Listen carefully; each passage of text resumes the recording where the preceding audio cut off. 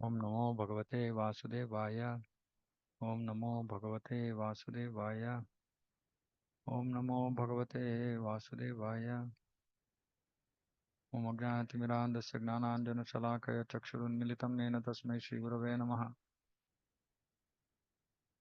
चैतन्यमनोभीष्टं स्थापितं येन भूतले स्वयं रूपकदा मह्यं ददाति स्वपदान्तिकं। वन्देऽहं श्रीगुरो श्रीयुतपदकमलं श्रीगुरून् वैष्णवांश्च श्रीरूपं साग्रजातं सागणरघुनाथान्वितं तं सजीवं साद्वैतं सावधूतं परिजनसहितं कृष्णचैतन्यदेवं राधाकृष्णपादान् सागणललिता श्रीविशाखान्वितांश्च। हे कृष्ण करुणा सिंधु दीनबंधो जगतपते गोपेश गोपिकान्त राधाकान्त नमोस्तुते। तप्त काञ्चन गौरांगी राधे वृन्दावनेश्वरी वृषभानुसुते देवी प्रणमामि हरिप्रिये। वाञ्छाकल्पतरुभ्यश्च कृपा सिन्धुभ्यैव च पतितानां पावनेभ्यो वैष्णवेभ्यो नमो नमः। जय श्री कृष्ण चैतन्य प्रभु नित्यानंद श्री अद्वैत गदाधर शिवासादि गौरभक्तवृंदा।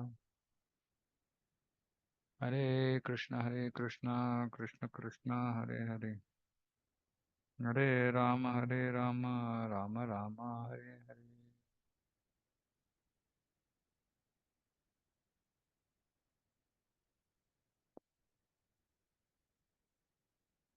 जय जय श्री चैतन्य जय नित्यानंद, जय द्वैत चंद्र जय गौर भक्त वृंद। जय जय श्री चैतन्य जय नित्यानंद, जय द्वैत चंद्र जय गौर भक्त वृंद। जय जय श्री चैतन्य जय नित्यानंद, जय द्वैत चंद्र जय गौर भक्त वृंद।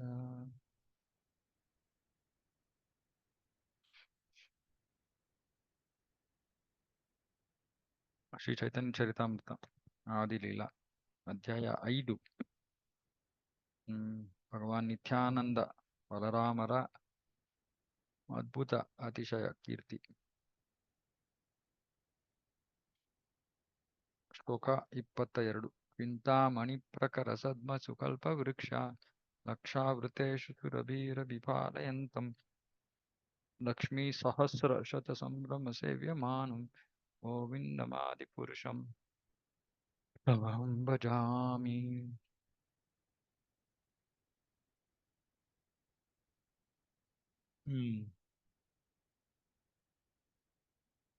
ಗೋವಿಂದಂ ಆದಿಪುರುಷಂ ತಮಹಂ ಭಜಾಮಿ. ಆದಿಪುರುಷನಾದ ಗೋವಿಂದನನ್ನ ನಾನು ಆರಾಧಿಸ್ತೀನಿ. ಮೂಲ ಪುರುಷ ಅವನು.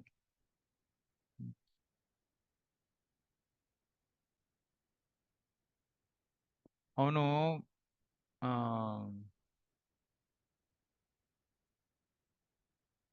ಚಿಂತಾಮಣಿ, ಲಕ್ಷಾಂತರ ಕಲ್ಪ ವೃಕ್ಷಗಳಿಂದ ಸುತ್ತುವರೆದಿರುವ ಮತ್ತು ಸ್ಪರ್ಶಮಣಿ ಚಿಂತಾಮಣಿ ಇಂದ ನಿರ್ಮಿತವಾಗಿರುವಂತಹ ಧಾಮಗಳಲ್ಲಿ ಧಾಮ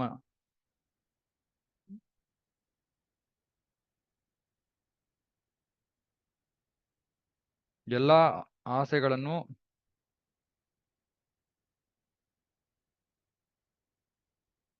ಈಡೇರಿಸೋ ಹಸುಗಳನ್ನ, tending ಕೌಸ್ yielding all desires,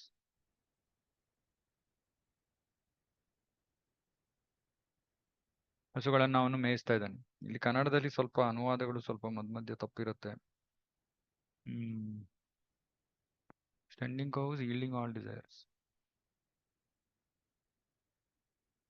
so ಹಾಗಾಗಿ ಇಲ್ಲಿ ಸಹಸ್ರಾರು ಕಲ್ಪವೃಕ್ಷಗಳಿಂದ ಸುತ್ತುವರಿಯಲ್ಪಟ್ಟಿರುವ ಮತ್ತು ಮಣಿಯಿಂದ ಮಾಡಲ್ಪಟ್ಟಿರುವಂತಹ ಧಾಮಗಳಲ್ಲಿ ಎಲ್ಲ ಆಸೆಗಳನ್ನು ಈಡೇರಿಸುವಂತಹ ಹಸುಗಳನ್ನ ಕೃಷ್ಣ ಮೇಯಿಸ್ತಾ ಇದ್ದಾನೆ. ಅಂತಹ ಆದಿಪುರುಷನಿಗೆ ನಾನು ನನ್ನ ನಮಸ್ಕಾರಗಳನ್ನು ಅರ್ಪಿಸ್ತೀನಿ. ಆಮೇಲೆ ಅವನು ಯಾವಾಗಲೂ ನೂರಾರು ಸಾವಿರಾರು ಲಕ್ಷ್ಮಿಯರಿಂದ ಬಹಳ ಗೌರವ ಮತ್ತು ಅಕ್ಕರೆಯ ಒಂದು ಸೇವೆಯನ್ನು ಸ್ವೀಕರಿಸುತ್ತಾನೆ. ಬಹಳ ಮುಖ್ಯ ಇದು. ಲಕ್ಷ್ಮೀ ಸಹಸ್ರ ಶತ ಸಂಭ್ರಮ ಸೇವ್ಯ. ಸಂಭ್ರಮ ಸೇವೆ. ಸಂಭ್ರಮ ಅಂದ್ರೆ ಆ ರೀತಿ ನಮ್ಮ ಸಂಭ್ರಮ ಅಲ್ಲ. ಮಹಾ ಗೌರವ. ಗೌರವ ಮತ್ತೆ ಜೊತೆಗೆ ಅಕ್ಕರೆ ಎರಡು. ಗೌರವ ಮತ್ತು ಪ್ರೀತಿಯಿಂದ ಸೇವೆ ಮಾಡುತ್ತಿದ್ದಾರೆ. ಓಕೆ, ಇದು ಬ್ರಹ್ಮ ಸಂಹಿತೆಯ 5ನೇ ಅಧ್ಯಾಯ 29ನೇ ಶ್ಲೋಕ.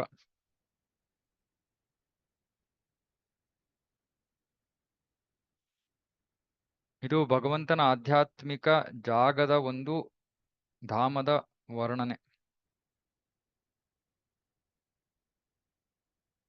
ಆಧ್ಯಾತ್ಮಿಕ ಜಾಗ ಅಂದ್ರೆ ಅಲ್ಲಿ ಜೀವನ ಸನಾತನ ಮಾತ್ರವಲ್ಲ, ಆನಂದಮಯ ಮತ್ತು ಜ್ಞಾನಮಯವಾದದ್ದು.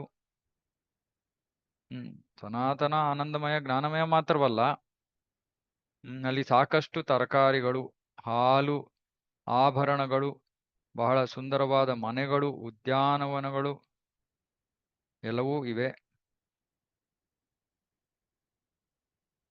ಮತ್ತೆ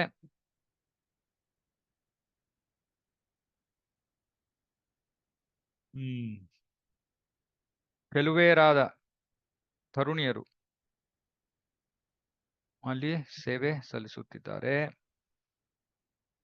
ಇದು ಭಗವಂತನ ಧಾಮ. ಸತ್ಚಿತ್ ಆನಂದಮಯವಾದದ್ದು. ಮತ್ತೆ ಅದ್ರ ಜೊತೆಗೆ ಅವಶ್ಯಕವಾಗಿರೋ ಎಲ್ಲವನ್ನೂ ಕೂಡ ಸಂಪೂರ್ಣವಾಗಿ ಹೊಂದಿರುವಂಥದ್ದು. ಸಾಕಷ್ಟು ತರಕಾರಿ, ಹಾಲು. ಪ್ರಭುಪಾದರು ಯಾಕೆ ಇಲ್ಲಿ ಸಾಕಷ್ಟು ತರಕಾರಿ, ಹಾಲು ಅಂತ ಇದ್ದಾರೆ? ಪ್ರಭುಪಾದರು ಬಹಳ ಸತಿ ಹೇಳ್ತಾರೆ ಇದನ್ನ. ಮನುಷ್ಯ ಆರೋಗ್ಯವಾದ ಒಂದು ಜೀವನವನ್ನ ನಡೆಸಬೇಕು ಅಂದ್ರೆ ಅವನಿಗೆ ತರಕಾರಿ, ಹಾಲುಗಳು ಸಾಕು, ಕಾರ್ಖಾನೆಗಳು ಬೇಡ ಅಂತ. ತರಕಾರಿ, ಹಾಲು, ಆಭರಣಗಳು ಇದೆಲ್ಲ ಇರುವಂತದ್ದು. ಮತ್ತೆ ಆ ಲಕ್ಷ್ಮೀ ಸಹಸ್ರ, ಸಹಸ್ರ ಲಕ್ಷ್ಮಿಯರು ಅಂದ್ರೆ ಗೋಪಿಯರು, ಅವರು ಸೇವೆ ಮಾಡ್ತಾ ಇರುವಂತಹ ಧಾಮ ಭಗವಂತನದು. ಆಧ್ಯಾತ್ಮಿಕ ಆಕಾಶದಲ್ಲಿ ಕೃಷ್ಣಲೋಕ ಎಲ್ಲಕ್ಕಿಂತ ಉನ್ನತವಾದ ಒಂದು ಗ್ರಹ. ಮತ್ತೆ ಅದರ ಕೆಳಗಡೆ ಬೇರೆ ಬೇರೆ ಲೋಕಗಳಿವೆ. ಇದರ ವರ್ಣನೆ ಭಾಗವತದಲ್ಲೂ ಇದೆ.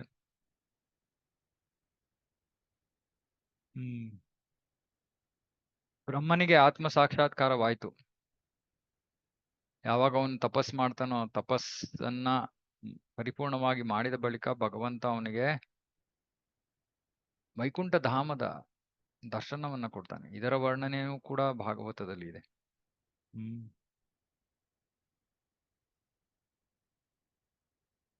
ಮೊದಲು ನಾರಾಯಣನ ಕೃಪೆಯಿಂದ ಅವನು ವೈಕುಂಠ ಧಾಮವನ್ನ ನೋಡ್ತಾನೆ. ಆ ಬಳಿಕ ಕೃಷ್ಣನ ಕೃಪೆಯಿಂದ ಅವನು ಕೃಷ್ಣಲೋಕವನ್ನ ನೋಡ್ತಾನೆ.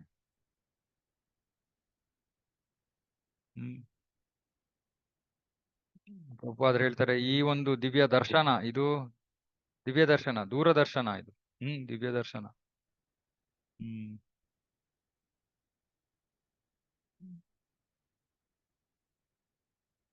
ಇದು ಯಾವುದೋ ಒಂದು ಯಾಂತ್ರಿಕ ಮಾಧ್ಯಮದಿಂದ ನಾವು ನೋಡುವಂತಹ ವಿಷಯ ಅಲ್ಲ ಇದು. ಇದು ತಪಶ್ಚರ್ಯೆ ಮತ್ತು ಧ್ಯಾನದಿಂದ ಒಬ್ಬ ವ್ಯಕ್ತಿ ಸಂಪೂರ್ಣವಾಗಿ ಅವನು ಪರಿಶುದ್ಧನಾದಾಗ ಅವನಿಗೆ ಈ ದಿವ್ಯ ದರ್ಶನ ಲಭ್ಯ. ಆ ದಿವ್ಯ ದರ್ಶನ ಬ್ರಹ್ಮನಿಗೆ ಸಿಕ್ತು. ಅದನ್ನ ನೋಡಿ ಬ್ರಹ್ಮ ಇಲ್ಲಿ ಆ ಧಾಮ ಹೇಗಿದೆ ಅನ್ನೋ ಒಂದು ವರ್ಣನೆಯನ್ನ ಮಾಡ್ತಾ ಇದ್ದಾನೆ.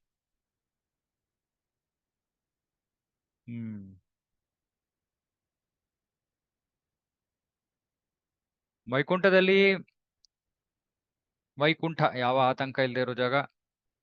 ಸತ್ವಗುಣ, ರಜೋಗುಣ, ತಮೋ ಗುಣಗಳು, ಭೌತಿಕ ಗುಣಗಳು ಇಲ್ಲದೆ ಇರುವಂತಹ ಜಾಗ. ಭೌತಿಕ ಜಗತ್ತಿನಲ್ಲಿ ಸತ್ವಗುಣವೇ ಅತ್ಯುನ್ನತವಾದ ಗುಣ. ಆದ್ರೆ ವೈಕುಂಠದಲ್ಲಿ ಶುದ್ಧ ಸತ್ವ.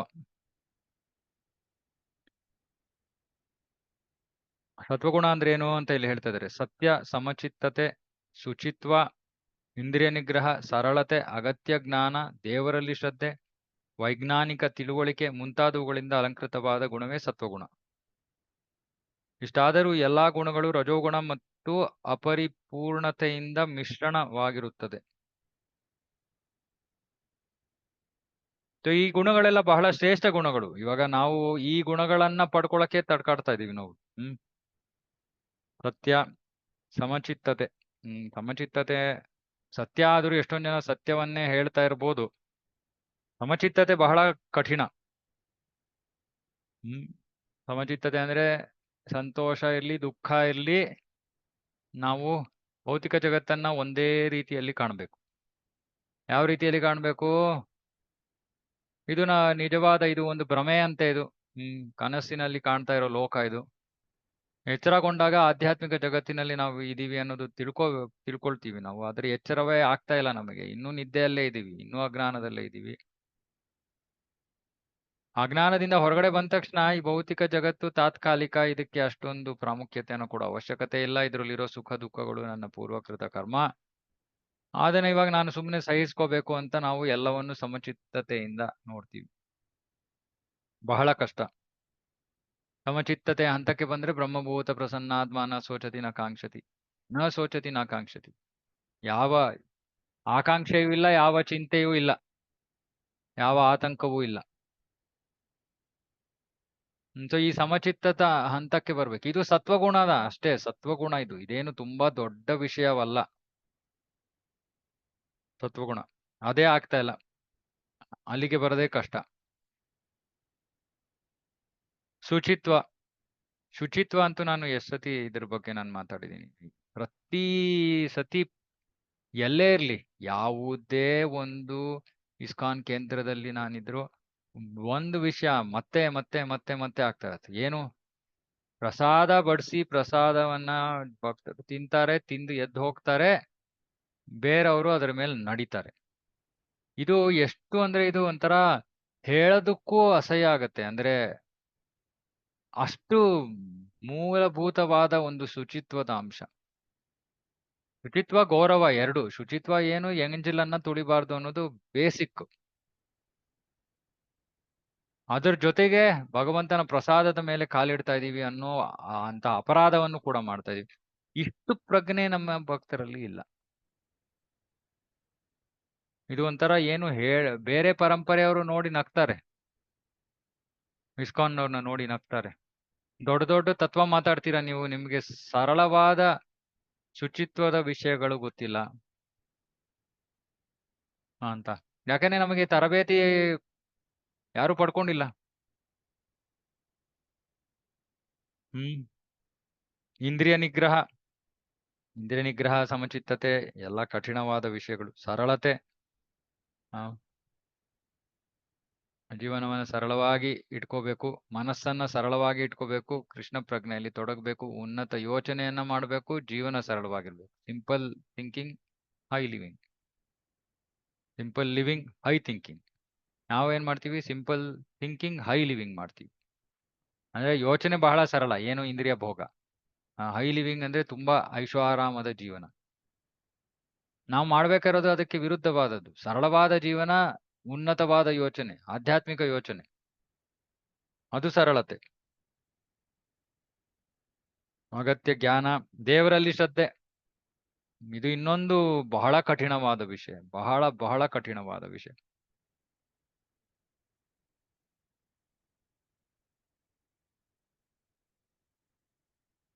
ಪ್ರಭುಪಾದರು ಬರೀತಾರೆ, ಭಕ್ತಿಯಲ್ಲಿ ಅಭಿವೃದ್ಧಿ ಅಂದ್ರೆ ಸುಮ್ಮನೆ ಭಗವಂತನಲ್ಲಿರೋ ಶ್ರದ್ಧೆ ಹೆಚ್ಚಾಗ್ತಾ ಹೋಗ್ಬೇಕು, ಅದೇ ಅಭಿವೃದ್ಧಿ. ನಾವು ಭಕ್ತಿಯಲ್ಲಿ ಅಭಿವೃದ್ಧಿ ಆಗ್ತಾ ಇದೀವಲ್ಲ ಅಂತ ಹೆಂಗ್ ಗೊತ್ತಾಗುತ್ತೆ? ನಮಗೆ ಭಗವಂತನಲ್ಲಿ, ಕೃಷ್ಣನಲ್ಲಿ ಶ್ರದ್ಧೆ ಹೆಚ್ಚಾಗ್ತಾ ಇದೆಯೋ ಇಲ್ವೋ. ಹೇಗೆ ಗೊತ್ತಾಗುತ್ತೆ ಕೃಷ್ಣನಲ್ಲಿ ಶ್ರದ್ಧೆ ಹೆಚ್ಚಾಗ್ತಾ ಇದೆಯೋ ಇಲ್ವೋ ಅಂತ?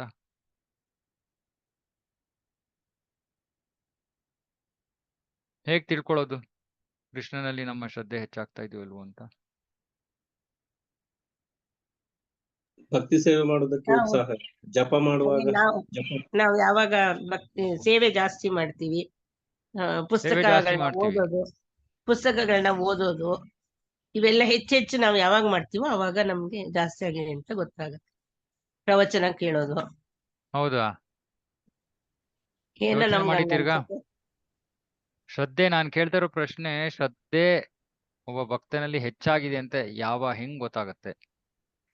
ಏನು ಪರೀಕ್ಷೆ ಅದಕ್ಕೆ? ಭಕ್ತಿ ಸೇವೆಯನ್ನು ಸಮರ್ಪಕವಾಗಿ ಮಾಡಿದ್ದಾರೆ. ಆ ಭಕ್ತಿ ಸೇವೆಯನ್ನು ಸಮರ್ಪಕವಾಗಿ ಮಾಡಿದ್ದಾರೆ. ಇವಾಗ ಮತ್ತೆ ಹೇಳ್ತಾ ಇದೀನಿ, ಮತ್ತೆ ಸ್ವಲ್ಪ ಆಳವಾಗಿ ಯೋಚನೆ ಮಾಡಿ. ಇವಾಗ ಪ್ರಭು, ನಾವೆಲ್ಲರೂ ಆನಂದ ಆಗುತ್ತೆ. ಶ್ರದ್ಧೆ ಬಗ್ಗೆ ಮಾತಾಡ್ತಾ ಇದೀನಿ ನಾನು. ನಾವೆಲ್ಲರೂ ಭಕ್ತಿ ಮಾಡ್ತಾ ಇದೀವಿ, ನಮ್ಮೆಲ್ಲರ ಶ್ರದ್ಧೆ. ನಾವೆಲ್ಲರೂ ಜಪ ಮಾಡ್ತಾ ಇದೀವಿ, ನಾವೆಲ್ಲರೂ ಪುಸ್ತಕ ಓದ್ತಾ ಇದೀವಿ, ನಾವೆಲ್ಲರೂ ಶ್ರವಣ ಮಾಡ್ತಾ, ನಮ್ಮೆಲ್ಲರ ಶ್ರದ್ಧೆ ಒಂದೇ ಇದೆಯಾ? ಬೇರೆ ಬೇರೆ ಹಂತದಲ್ಲಿ. ಬೇರೆ ಬೇರೆ. ಶ್ರದ್ಧೆ ಅಂದ್ರೆ ಏನ್ ಹೇಳಿ? ಶ್ರದ್ಧೆ ಅಂದ್ರೆ ಏನು? ಓಕೆ, ಅದನ್ನು ಕೇಳೋಣ. ಶ್ರದ್ಧೆ ಅಂದ್ರೆ ಏನು? ನಂಬಿಕೆ. ನಂಬಿಕೆ, ಭಗವಂತನಲ್ಲಿ ನಂಬಿಕೆ. ಸೊ ನಾವು ಸುಮ್ಮನೆ ಶ್ರವಣ ಕೀರ್ತನ ಮಾಡಿದ್ರೆ ನಮ್ಮೆಲ್ಲರ ಶ್ರದ್ಧೆ ಒಂದೇ ಆಗ್ಬಿಡುತ್ತಾ? ಒಂದೇ ಮಟ್ಟಕ್ಕೆ ಬಂದ್ಬಿಡುತ್ತಾ? ನಾನ್ ಕೇಳ್ತಾ ಇರೋದು, ಒಬ್ಬ ಭಕ್ತನಲ್ಲಿ ಶ್ರದ್ಧೆ ಹೆಚ್ಚಾಗಿದೆ ಅನ್ನೋದು ಹೇಗೆ ಗೊತ್ತಾಗತ್ತೆ?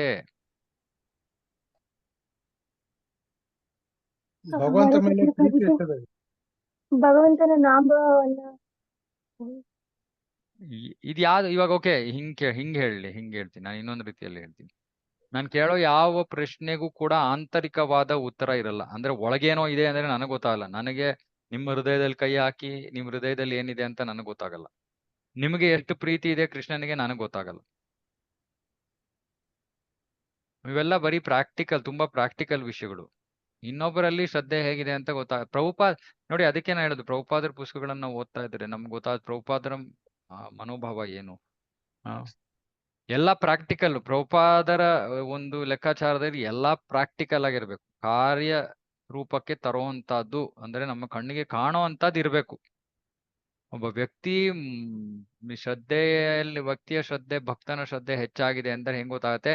ಅವನು ಜೀವನವನ್ನ ಹೇಗೆ ನಡೆಸ್ತಾನೆ ಅನ್ನೋದ್ರ ಮೇಲೆ ಗೊತ್ತಾಗತ್ತೆ. ಸರಳವಾದ ಜೀವನ ಅಲ್ಲ ಅದು. ಓಕೆ, ಮತ್ತೆ ಅದಕ್ಕೂ ಶ್ರದ್ಧೆಗೂ ಏನ್ ಸಂಬಂಧ? ಪ್ರಜ್ಞೆ.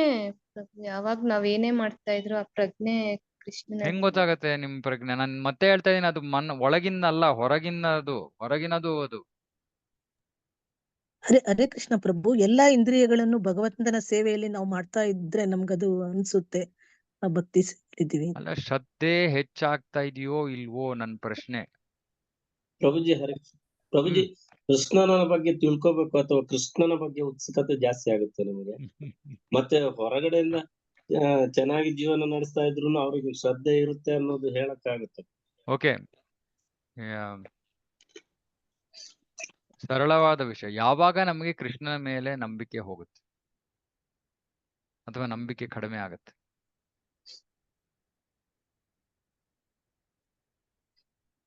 ಕೃಷ್ಣನ ಬಗ್ಗೆ ಜ್ಞಾನ ಇಲ್ಲ ಅಂದ್ರೆ.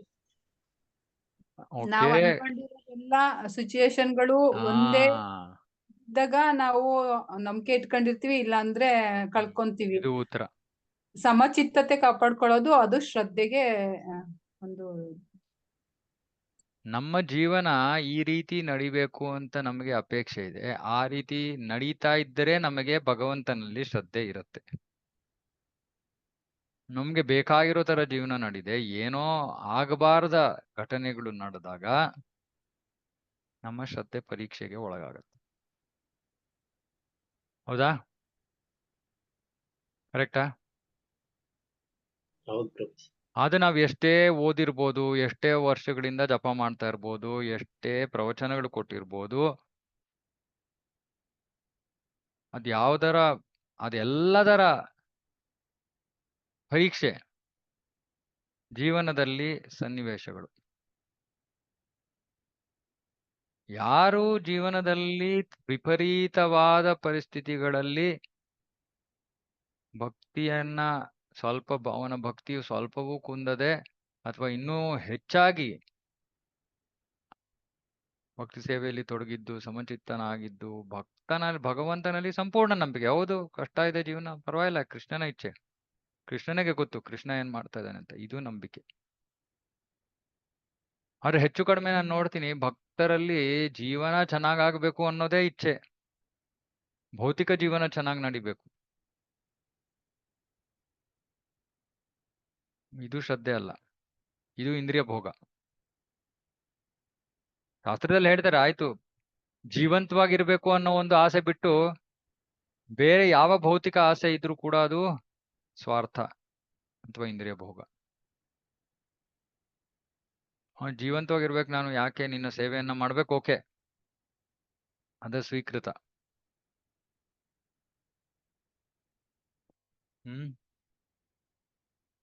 ಶ್ರದ್ಧೆ ಅಂದ್ರೆ ಇದು. ದೇವರಲ್ಲಿ ಶ್ರದ್ಧೆ ಅಂದ್ರೆ ಇದು.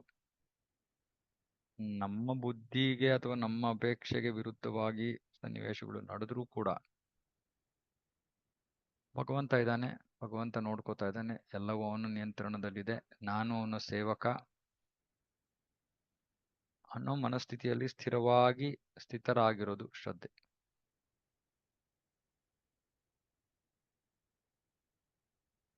ಇದು ಸತ್ವಗುಣ. ನಾವು ಸತ್ವಗುಣಕ್ಕೆ ಇನ್ನೂ ಬಂದಿಲ್ಲ. ಇನ್ನು ನಾವು ಶುದ್ಧ ಸತ್ವಕ್ಕೆ ಹೋಗ್ಬೇಕು, ಆಮೇಲೆ ಕೃಷ್ಣ ಪ್ರೇಮದ ಹಂತ ತನಕ ಹೋಗ್ಬೇಕು. ಸುಲಭ ಇದೆಯಾ? ಸುಲಭ ಇಲ್ವೋ? ಯಾವ ಉತ್ತರ ಕೊಟ್ಟರು ಸಿಕ್ಕಾಕೋತೀವಿ ಇವಾಗ.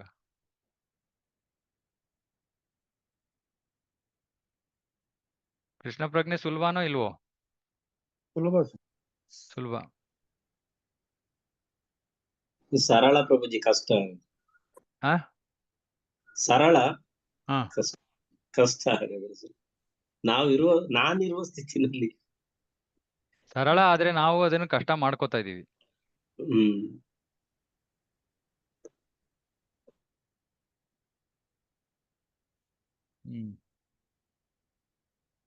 ಯೋಚನೆ ಮಾಡ್ಬೇಕು ಇದ್ರ ಬಗ್ಗೆ.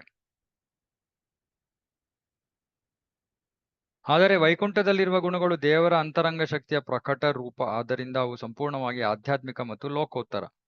ಈ ಗುಣಗಳನ್ನ ಮೀರಿರುವಂಥದ್ದು, ಈ 3 ಗುಣಗಳನ್ನ ಮೀರಿರುವಂಥದ್ದು. ಅವುಗಳಲ್ಲಿ ಐಹಿಕ ಸೋಂಕಿನ ಸುಳಿವೂ ಇಲ್ಲ. ಸತ್ಯಲೋಕವು ಸೇರಿದಂತೆ ಯಾವ ಐಹಿಕ ಲೋಕವು ಗುಣದಲ್ಲಿ ಆಧ್ಯಾತ್ಮಿಕ ಲೋಕಗಳಿಗೆ ಹೋಲುವುದಿಲ್ಲ. ಐಹಿಕ ಲೋಕದಲ್ಲಿ ಅಂತರ್ಗತವಾದ 5 ಗುಣಗಳಾದ ಅಜ್ಞಾನ, ಕ್ಲೇಶ, ಅಹಂಕಾರ, ಕೋಪ ಮತ್ತು ಈರ್ಷ್ಯೆಗಳು ಆಧ್ಯಾತ್ಮಿಕ ಲೋಕಗಳಲ್ಲಿ ಸ್ವಲ್ಪವೂ ಇರೋದಿಲ್ಲ.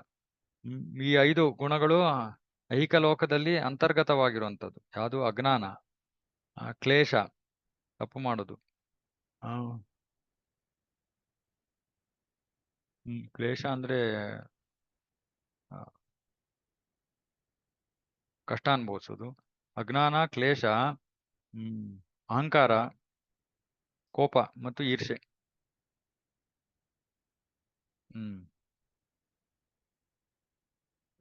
ಒಂದು ರೀತಿಯಲ್ಲಿ ಅನರ್ಥಗಳು ಎಲ್ಲ. ಇವೆಲ್ಲ 0. ಯಾರಲ್ಲಿ ಇವೆಲ್ಲವೂ 0 ಆಗಿದೆಯೋ ಅವರು ಮಾತ್ರ ಆಧ್ಯಾತ್ಮಿಕ ಜಗತ್ತು ವೈಕುಂಠಕ್ಕೆ ಹೋಗ್ಬೋದು. ಆ 0 ಆಗಿರೋ ಸ್ಥಿತಿ ಗುಣಗಳನ್ನ ಮೀರಿರುವಂತ ಸ್ಥಿತಿ ಅಲ್ವಾ?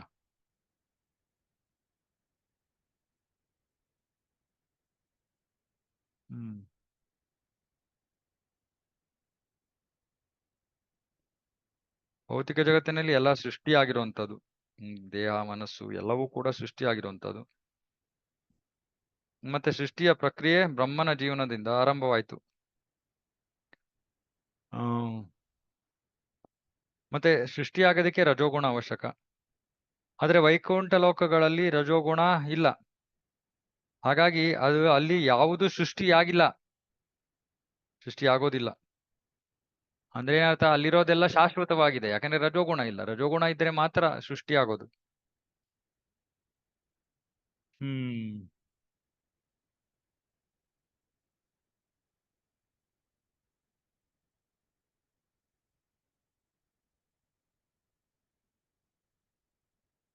ಭೌತಿಕ ಜಗತ್ತಿನಲ್ಲಿ ಯಾವುದು ಶಾಶ್ವತವಾಗಿಲ್ಲ.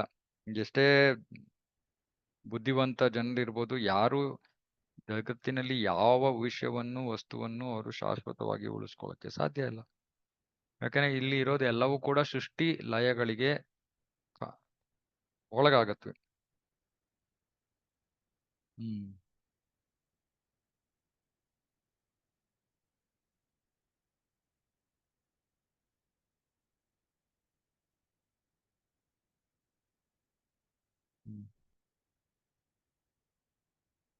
ಆಧ್ಯಾತ್ಮಿಕ ಜಗತ್ತಿನಲ್ಲಿ ಪ್ರತಿಯೊಂದು ಮಾತನಾಡಬಲ್ಲದು, ಪ್ರತಿಯೊಂದು ಚಲಿಸಬಲ್ಲದು, ಪ್ರತಿಯೊಂದು ಕೇಳಬಲ್ಲದು, ಪ್ರತಿಯೊಂದು ಸಂಪೂರ್ಣ ಶಾಶ್ವತ ಅಸ್ತಿತ್ವದಲ್ಲಿ ನೋಡಬಲ್ಲದು.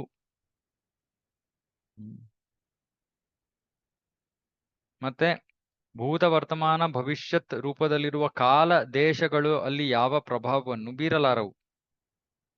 ಅಂದ್ರೆ ಕಾಲ ಇಲ್ಲ ಅಂತಲ್ಲ, ಕಾಲದ ಕ್ಷೀಣಿಸುವಂತಹ ಒಂದು ಗುಣ ಇಲ್ಲ.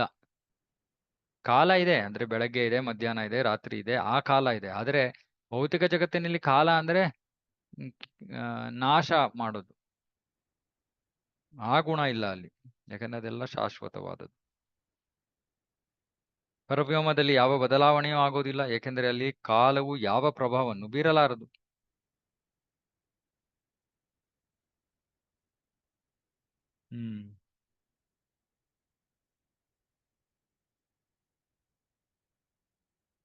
ತತ್ಪರಿಣಾಮವಾಗಿ ಸಂಪೂರ್ಣ ಬಾಹ್ಯ ಶಕ್ತಿಯಾದ ಮಾಯೆಯ ಪ್ರಭಾವವು ಅಲ್ಲಿ ಇರುವುದಿಲ್ಲ. ಈ ಮಾಯೆಯಾದರೂ ನಾವು ಹೆಚ್ಚು ಹೆಚ್ಚು ಐಹಿಕವಾದಿಗಳಾಗುವಂತೆ ಪ್ರಚೋದಿಸಿ ದೇವರೊಡನೆ ನಮ್ಮ ಸಂಬಂಧವನ್ನು ಮರೆಯುವಂತೆ ಮಾಡುತ್ತದೆ. ಹೆಚ್ಚು ಹೆಚ್ಚು ಐಹಿಕವಾಗಿ ನಾವು ಪ್ರಚೋದಿತರಾಗ್ತಾ ಇದ್ರೆ ನಾವು ಮಾಯೆಯ ಪ್ರಭಾವದಡಿಯಲ್ಲಿ ಇದ್ದೀವಿ. ಒಂದು ಕೈನಲ್ಲಿ ಜಪಮಾಲೆ ಇರ್ಬೋದು, ಇಲ್ಲ ಅಂತ ಇಲ್ಲ.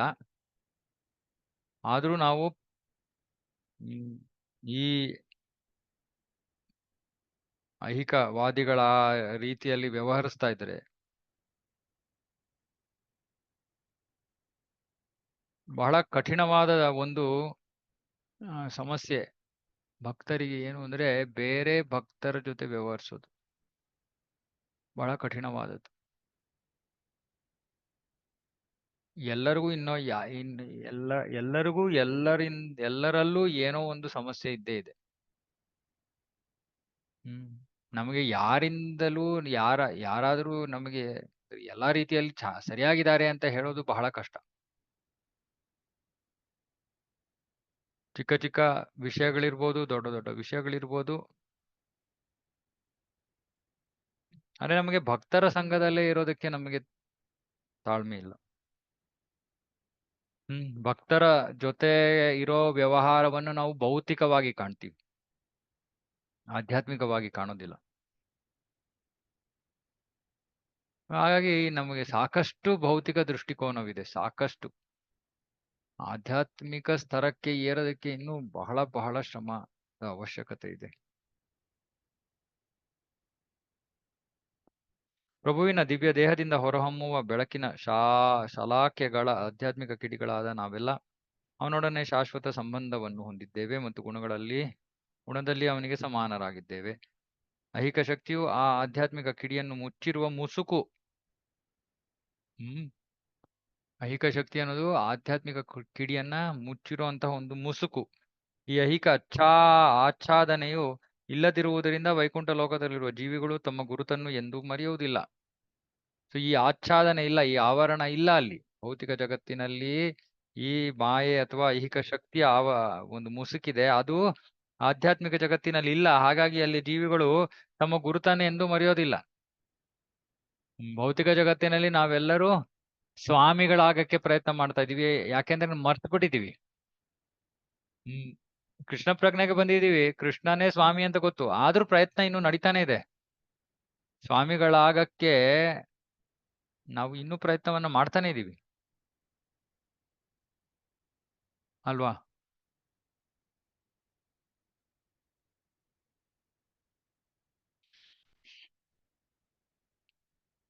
ವೈಕುಂಠ ಲೋಕದಲ್ಲಿರೋ ಜೀವಿಗಳು ತಮ್ಮ ಸಹಜ ಸ್ವರೂಪದಲ್ಲಿ ಪ್ರಭುವಿಗೆ ಲೋಕೋತ್ತರವಾದ ಪ್ರೇಮ ಸೇವೆಯನ್ನು ಸಲ್ಲಿಸಬೇಕು ಎಂಬ ತಮ್ಮ ಹಾಗೂ ದೇವರ ನಡುವಣ ಸಂಬಂಧವನ್ನು ಅವರು ಶಾಶ್ವತವಾಗಿ ಅರಿತಿರುತ್ತಾರೆ. ದೇವರಿಗೆ ದಿವ್ಯ ಸೇವೆಯನ್ನು ಸಲ್ಲಿಸುವುದರಲ್ಲಿ ಅವರು ಸದಾ ಮಗ್ನರಾಗಿರುವುದರಿಂದ ಅವರ ಇಂದ್ರಿಯಗಳು ಲೋಕೋತ್ತರವಾಗಿರುತ್ತವೆ ಎಂದು ಸಹಜವಾಗಿ ತೀರ್ಮಾನಿಸಬಹುದು. ಸಹಜವಾದ ವಿಷಯ, ಇಂದ್ರಿಯಗಳನ್ನ ಹೇಗೆ ನಾವು ಮಾಯ ಹಿಡಿತದಿಂದ ಮುಕ್ತವಾಗಿಸೋದು, ಇಲ್ಲಿ ಉತ್ತರ ಕೊಟ್ಟುಬಿಟ್ಟಿದ್ದಾರೆ.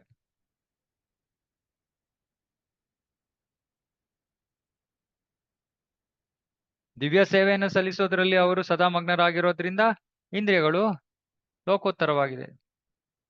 ಹಾಗಾಗಿ ಯಾವಾಗ ನಾವು ನಮ್ಮ ಇಂದ್ರಿಯಗಳನ್ನ ಯಾವಾಗಲೂ ಸದಾಕಾಲ 24 ಗಂಟೆ ಸಂಪೂರ್ಣ ಸಮಯ ಕೃಷ್ಣನ ಸೇವೆಯಲ್ಲಿ ನಮ್ಮ ಇಂದ್ರಿಯಗಳನ್ನು ತೊಡಗಿಸ್ತೀವೋ ಅವಾಗ ನಾವು ಲೋಕೋತ್ತರ ಸ್ಥಿತಿ. ಅಂದ್ರೆ ಇಂದ್ರಿಯಗಳನ್ನ ಭೌತಿಕವಾಗಿ ತೊಡಗಿಸ್ತೇನೆ ಹೋದ್ರೆ ಅದು ಮೋಕ್ಷದ ಸ್ಥಿತಿ. ಮುಕ್ತಿರ್ಹಿತ್ವ ಅನ್ಯಥಾ ರೂಪಂ ಸ್ವರೂಪೇಣ ವ್ಯವಸ್ಥಿತಿ. ಅನ್ಯಥಾ ಬೇರೆ ಯಾವ ಕೆಲಸದಲ್ಲೂ ತೊಡಗದೆ ರೂಪ ಸ್ಥಿತಿಯಲ್ಲಿ ಸ್ಥಿತರಾಗಿರೋದು ಅಂದ್ರೆ ಭಗವಂತನ ಭಕ್ತಿ ಸೇವೆಯಲ್ಲೇ ತೊಡಗಿರೋದು ಅಂದ್ರೆ ಮೋಕ್ಷ, ಮುಕ್ತಿ.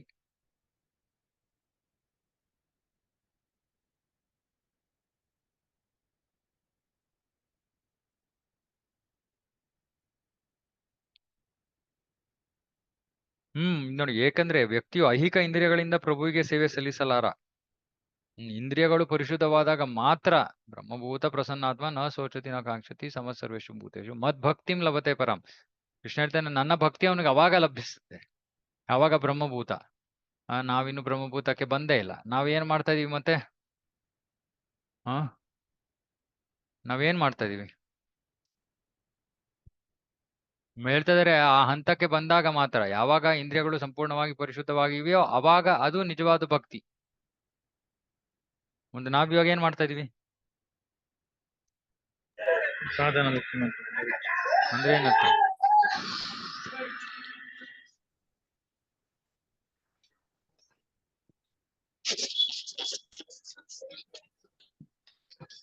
ನಮ್ಮ ಇಂದ್ರಿಯಗಳನ್ನ ಪರಿಶುದ್ಧಗೊಳಿಸ್ಕೊಳ್ಳೋದಕ್ಕೆ ಭಕ್ತಿಯ ಪ್ರಕ್ರಿಯೆಯನ್ನ ಪಾಲನೆ ಮಾಡ್ತಾ ಇದೀವಿ. ಆದ್ರೆ ನಾವು ನಿಜವಾಗ್ಲೂ ಭಕ್ತಿಯನ್ನ ಮಾಡ್ತಾ ಇಲ್ಲ.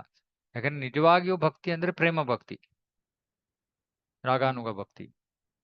ನಾವಿವಾಗ ಹಂತಕ್ಕೆ ಬರೋದಕ್ಕೆ ಭಕ್ತಿಯ ಪ್ರಕ್ರಿಯೆಯನ್ನ ನಮ್ಮ ಶುದ್ಧತೆಗಾಗಿ ನಾವು ಅದನ್ನ ಬಳಸ್ತಾ ಇದೀವಿ ಅಷ್ಟೇ. ನಿಜವಾದ ಭಕ್ತಿ ಅಂದ್ರೆ ಯಾವಾಗ ಭಗವಂತನೆಡೆಗೆ ಪ್ರೀತಿಯನ್ನ ಹೊಂದಿದ್ದು ಸೇವೆಯನ್ನ ಮಾಡ್ತೀವೋ ಅದು ನಿಜವಾದ ಭಕ್ತಿ. ಇವಾಗ ಹಂತಕ್ಕೆ ಬರಕ್ಕೆ ಸಾಧನೆಯನ್ನ ಮಾಡ್ತಾ ಇದೀವಿ. ಯಾವ ಪ್ರಕ್ರಿಯೆ? ಭಕ್ತಿಯ ಪ್ರಕ್ರಿಯೆಯನ್ನು ಉಪಯೋಗಿಸ್ತಾ ಇದೀವಿ. ಇನ್ಯಾರೋ ಜ್ಞಾನದ ಪ್ರಕ್ರಿಯೆ ಉಪಯೋಗಿಸ್ಬೋದು, ಇನ್ಯಾರೋ ಕರ್ಮದ ಪ್ರಕ್ರಿಯೆ ಉಪಯೋಗಿಸ್ಬೋದು, ಕರ್ಮಯೋಗ. ನಾವು ಭಕ್ತಿ ಯೋಗದ ಪ್ರಕ್ರಿಯೆಯನ್ನು ಉಪಯೋಗಿಸ್ತಾ ಇದೀವಿ. ಉಪಯೋಗಿಸ್ಕೊಂಡು ಭಕ್ತಿಯ ಹಂತಕ್ಕೆ ಬರಕ್ಕೆ ಪ್ರಯತ್ನ ಮಾಡ್ತಾ ಇದೀವಿ. ಗೊತ್ತಾಯ್ತಲ್ಲ?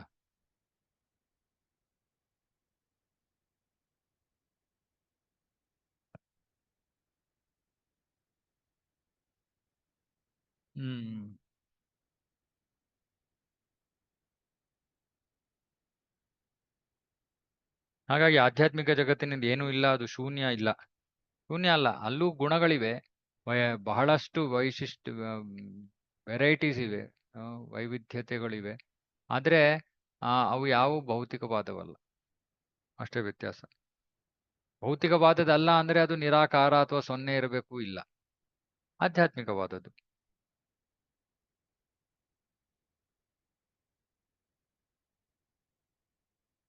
ಅಲ್ಲಿರುವ ಪರಿಸರವು ಸ್ವಪ್ರಕಾಶವನ್ನು ಹೊಂದಿದೆ. ಆದ್ದರಿಂದ ಅವರಿಗೆ ಸೂರ್ಯ, ಚಂದ್ರ, ಅಗ್ನಿ, ವಿದ್ಯುತ್ ಶಕ್ತಿ ಮುಂತಾದ ಯಾವುದು ಬೇಕಾಗಿಲ್ಲ.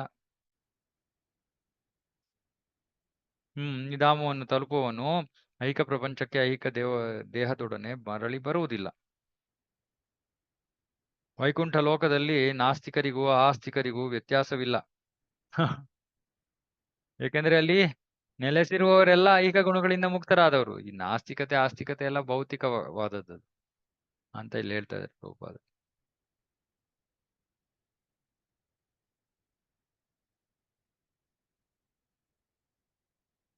ವೈಕುಂಠದ ನಿವಾಸಿಗಳು ಉಜ್ವಲ ಕಪ್ಪು ಮೈ ಬಣ್ಣವನ್ನು ಹೊಂದಿರುತ್ತಾರೆ. ಇದು ಐಹಿಕ ಪ್ರಪಂಚದಲ್ಲಿರುವ ಮುಬ್ಬು, ಬಿಳಿ ಮತ್ತು ಕಪ್ಪು ಬಣ್ಣಗಳಿಗಿಂತ ಮೋಹಕವಾಗಿರುತ್ತದೆ ಮತ್ತು ಆಕರ್ಷಕವಾಗಿರುತ್ತದೆ. ಸೊ ಇಲ್ಲಿಯ ಕಪ್ಪು ತರ ಅಲ್ಲ ಅದು.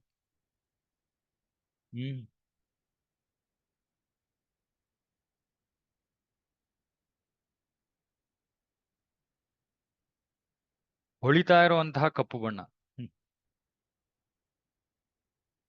ಅವರ ದೇಹಗಳು ಆಧ್ಯಾತ್ಮಿಕವಾಗಿರುವುದರಿಂದ ಐಹಿಕ ಪ್ರಪಂಚದಲ್ಲಿ ಅವಕ್ಕೆ ಸಮಾನವಾದವುಗಳಿಲ್ಲ. ಉಜ್ವಲ ಮೋಡದ ಮೇಲೆ ಮಿಂಚು ಹೊಳೆದಾಗಿನ ಸೌಂದರ್ಯ ಅವರ ಸೌಂದರ್ಯವನ್ನು ಕೊಂಚು ಮಟ್ಟಿಗೆ ಸೂಚಿಸುತ್ತದೆ ಅಷ್ಟೇ. ಏನು? ಉಜ್ವಲ ಮೋಡದ ಮೇಲೆ ಮಿಂಚು ಹೊಳೆದಾಗ ಆ ಸೌಂದರ್ಯ. ಸಾಮಾನ್ಯವಾಗಿ ವೈಕುಂಠ ನಿವಾಸಿಗಳು ಪೀತಾಂಬರವನ್ನು ಧರಿಸುತ್ತಾರೆ. ಅವರ ದೇಹಗಳು ನಿಜವಾಗಿಯೂ ಆಕರ್ಷಕವಾಗಿಯೂ ಇರುತ್ತವೆ, ನಾಜೂಕಾಗಿಯೂ ಆಕರ್ಷಕವಾಗಿಯೂ ಇರುತ್ತದೆ. ಅವರ ಕಣ್ಣುಗಳು ಕಮಲ ಪುಷ್ಪಗಳ ದಳಗಳಂತಿರುತ್ತವೆ. ಪ್ರಭು ವಿಷ್ಣುವಿನಂತೆ ವೈಕುಂಠ ನಿವಾಸಿಗಳು ಚತುರ್ಭುಜರು, ಶಂಖಚಕ್ರ ಗದೆ ಮತ್ತು ಕಮಲ ಪುಷ್ಪಗಳನ್ನು ಅವರು ಹಿಡಿದಿರುತ್ತಾರೆ. ವಿಶಾಲವಾದ ಅವರ ಸುಂದರ ವಕ್ಷದ ತುಂಬಾ ಕಂಠೀಹಾರಗಳು ಅಲಂಕರಿಸುತ್ತವೆ. ಅವುಗಳನ್ನು ಉಜ್ವಲವಾದ ವಜ್ರದಂತಹ ಲೋಹದಿಂದ ಮಾಡಿರುತ್ತಾರೆ. ಅತ್ಯಂತ ಬೆಲೆಬಾಳುವ ರತ್ನಗಳನ್ನು ಅವುಗಳಲ್ಲಿ ಖಚಿತಗೊಳಿಸಿರುತ್ತಾರೆ. ಐಹಿಕ ಪ್ರಪಂಚದಲ್ಲಿ ಇವು ಎಲ್ಲಿಯೂ ಸಿಗುವುದಿಲ್ಲ. ವೈಕುಂಠ ನಿವಾಸಿಗಳು ಸದಾ ಶಕ್ತಿಶಾಲಿಗಳಾಗಿದ್ದು ಥಳಥಳಿಸುತ್ತಿರುತ್ತಾರೆ. ಅವರಲ್ಲಿ ಕೆಲವರು ಕೆಂಪು ಹವಳ ಮಣಿಯಂತೆಯೂ ಬೆಕ್ಕಿನ ಕಣ್ಣುಗಳಂತೆಯೂ ಕಮಲ ಪುಷ್ಪದಂತೆಯೂ ಮೈಬಣ್ಣವನ್ನು ಹೊಂದಿರುತ್ತಾರೆ. ಪ್ರತಿಯೊಬ್ಬರು ಅಮೂಲ್ಯ ರತ್ನಗಳಿಂದ ಖಚಿತವಾದ ಕಣ್ಣುಕುಂಡಲಗಳನ್ನು ಧರಿಸಿರುತ್ತಾರೆ. ಅವರು ತಲೆಯ ಮೇಲೆ ಹಾರಗಳಂತೆ ತೋರುವ ಹೂವಿನ ಕಿರೀಟಗಳನ್ನು ಧರಿಸಿರುತ್ತಾರೆ. ಆ ತಲೆಯ ಮೇಲೆ ಹಾರಗಳಂತಿರುವ ಹೂವಿನ ಕಿರೀಟ. ವೈಕುಂಠ ಲೋಕಗಳಲ್ಲಿ ವಿಮಾನಗಳಿವೆ, ಆದರೆ ಅವು ಕಿವಿಗಡ ಚಿಕ್ಕುವ ಶಬ್ದ ಮಾಡುವುದಿಲ್ಲ. ಕಿವಿಗಡ ಚಿಕ್ಕುವ ಅಂದ್ರೆ ಏನರ್ಥ? ತುಂಬಾ ಜೋರಾದ ಶಬ್ದ ಮಾಡೋದಿಲ್ಲ. ಐಹಿಕ ಲೋಕದ ವಿಮಾನಗಳು ಸ್ವಲ್ಪವೂ ಸುರಕ್ಷಿತವಲ್ಲ. ಅವು ಯಾವುದೇ ಕ್ಷಣದಲ್ಲಿ ಕುಸಿದು ಬಿದ್ದು ನೆಲಕ್ಕೆ ಅಪ್ಪಳಿಸಬಹುದು. ಏಕೆಂದರೆ ಜಡವಸ್ತು ಎಲ್ಲ ರೀತಿಯಲ್ಲೂ ಅಪರಿಪೂರ್ಣ. ಆದರೆ ಪರಬ್ರಹ್ಮದಲ್ಲಿ ವಿಮಾನಗಳು ಆಧ್ಯಾತ್ಮಿಕ. ಅವು ಆಧ್ಯಾತ್ಮಿಕವಾಗಿ ಉಜ್ವಲ ಹಾಗೂ ಪ್ರಕಾಶಮಾನವಾಗಿರುತ್ತವೆ.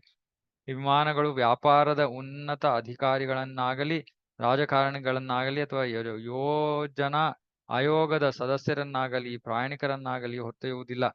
ಅಥವಾ ಸಾಮಾನು ಸರಂಜಾಮುಗಳನ್ನಾಗಲಿ ಇಲ್ಲವೇ ಅಂಚೆ ಚೀಲಗಳನ್ನಾಗಲಿ ಹೊತ್ತೊಯ್ಯುವುದಿಲ್ಲ. ಏಕೆಂದರೆ ಅವೆಲ್ಲ ಅಲ್ಲಿ ಇರುವುದಿಲ್ಲ.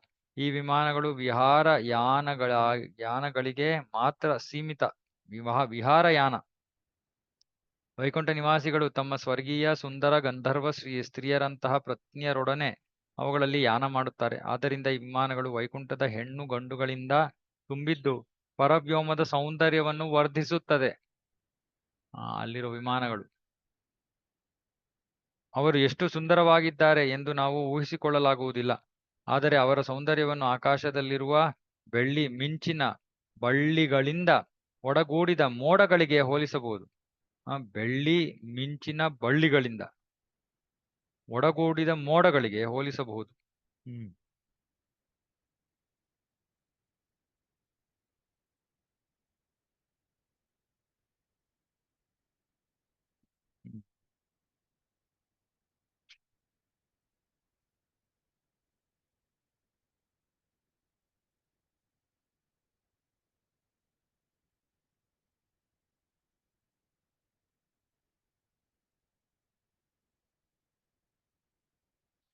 ಭಗವಂತನ ಅಂತರಂಗ ಶಕ್ತಿಯ ಸಂಪೂರ್ಣ ಐಶ್ವರ್ಯ ವೈಕುಂಠ ಲೋಕದಲ್ಲಿ ಕಾಣಿಸ್ಕೊಳ್ಳುತ್ತೆ. ಅಲ್ಲಿ ಲಕ್ಷ್ಮೀ ದೇವಿಯರು ಭಗವಂತನ ಪಾದ ಪದ್ಮಗಳ ಸೇವೆಯಲ್ಲಿ ಹೆಚ್ಚು ಹೆಚ್ಚು ಆಕರ್ಷಿತರಾಗಿರೋದನ್ನ ನಾವು ನೋಡ್ಬೋದು. ತಮ್ಮ ಸ್ನೇಹಿತರೊಂದಿಗೆ ಈ ಲಕ್ಷ್ಮಿಯರು ಒಂದು ಹಬ್ಬದ ವಾತಾವರಣವನ್ನ ಅಲೌಕಿಕ ಆನಂದದ ಹಬ್ಬದ ವಾತಾವರಣವನ್ನ ಸೃಷ್ಟಿ ಮಾಡ್ತಾರೆ. ಯಾವಾಗ್ಲೂ ಭಗವಂತನ ಗುಣಗಾನವನ್ನ ಮಾಡ್ತಾ ಇರ್ತಾರೆ. ಒಂದು ಕ್ಷಣವೂ ಸುಮ್ಮನಿರೋದಿಲ್ಲ. ನಾವು ಇಲ್ಲಿ ಒಂದು ಕ್ಷಣ ಸುಮ್ಮನೆ ಇರಲ್ಲ. ಕೆಲ್ಸಕ್ಕೆ ಬಾರ್ದ ಇದ್ದ ವಿಷಯಗಳನ್ನ ಮಾತಾಡ್ತಾನೆ ಇರ್ತೀವಿ. ಆದ್ರೆ ಆಧ್ಯಾತ್ಮಿಕ ಜಗತ್ತಿನಲ್ಲಿ ಆಧ್ಯಾತ್ಮಿಕ ಆನಂದ ನೀಡುವಂತಹ ಭಗವಂತನ ಗುಣಗಾನ ನಡೀತಾ ಇರುತ್ತೆ ಸದಾಕಾಲ. ಯಾರು ಸುಮ್ಮನಿರೋದಿಲ್ವಂತೆ ಒಂದು ಕ್ಷಣನು. ಮತ್ತೆ ಆಧ್ಯಾತ್ಮಿಕ ಆಕಾಶದಲ್ಲಿ ಅಗಣಿತ ವೈಕುಂಠ ಗ್ರಹಗಳಿವೆ. ಮತ್ತೆ ಭೌತಿಕ ಜಗತ್ತಿಗೂ ಅದಕ್ಕೂ 1/3. ಅಲ್ಲಿ 3ರಷ್ಟು, ಇದು 1ರಷ್ಟು ಭಾಗ.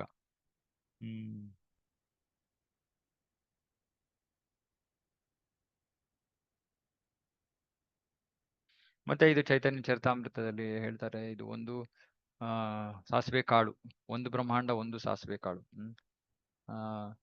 ಸೊ ಎಲ್ಲಾ ಸಾಸಿವೆ ಕಾಳುಗಳಲ್ಲಿ ಕಾಲ ಭಾಗ ತೆಗೆದಿಟ್ರೆ ಅದು ಭೌತಿಕ ಜಗತ್ತು, ಮುಕ್ಕಾಲು ಭಾಗ ಆಧ್ಯಾತ್ಮಿಕ ಜಗತ್ತು.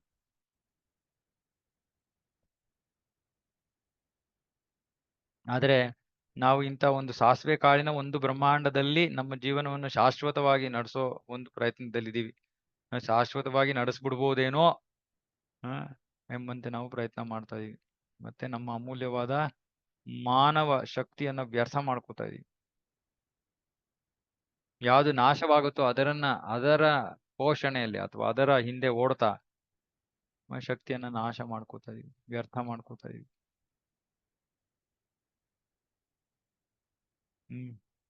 ಹಾಗಾಗಿ ವ್ಯಕ್ತಿ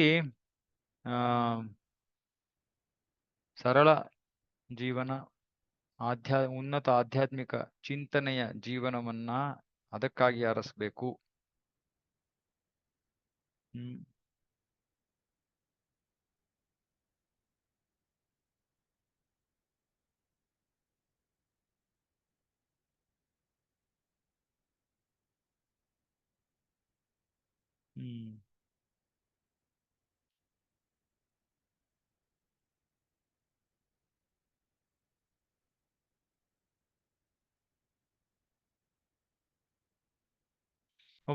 ಈ ಭೌತಿಕ ಜಗತ್ತನ್ನ ಬಿಟ್ಟಾದ್ಮೇಲೆ ನಾವು ನಿಜವಾಗ್ಲೂ ಎಲ್ಲಿಗೆ ಹೋಗ್ಬೇಕು? ಆಧ್ಯಾತ್ಮಿಕ ಜಗತ್ತಿಗೆ. ಆದ್ರೆ ಒಬ್ಬ ವ್ಯಕ್ತಿ ಇನ್ನಷ್ಟು ಭೌತಿಕ ಸೌಕರ್ಯಗಳನ್ನ ಆನಂದಿಸೋಣ ಅಂತ ಅವನು ಅಪೇಕ್ಷೆ ಪಡ್ತಾ ಇದ್ರೆ ಅವನು ಯೋಗ ಪದ್ಧತಿಯ ಪ್ರಕಾರ ಭೌತಿಕ ಜಗತ್ತಿನಲ್ಲೂ ಉನ್ನತ ಗ್ರಹಗಳಿಗೆ ಹೋಗಬಹುದು.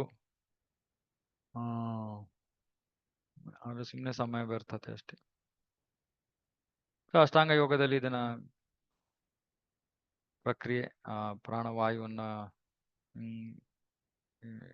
ಷಟ್ಚಕ್ರ 6 ಚಕ್ರಗಳ ಮೂಲಕ ಅದನ್ನ ಏರ್ಸಿ ಮೇಲೆ ಬ್ರಹ್ಮರಂಧ್ರದಿಂದ ಯಾವ ಗ್ರಹಕ್ಕೆ ಹೋಗ್ಬೇಕು ಆ ಗ್ರಹದ ಬಗ್ಗೆ ಧ್ಯಾನ ಮಾಡ್ತಾ ಪ್ರಾಣವನ್ನ ಬಿಡ್ಬೋದು. ಅವಾಗ ಜೀವಿ ಅಲ್ಲಿಗೆ ಹೋಗ್ತಾನೆ.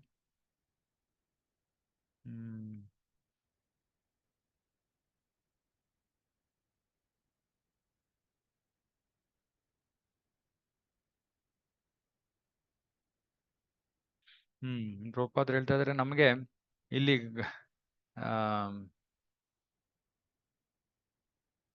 ಗಾಳಿ ಮತ್ತು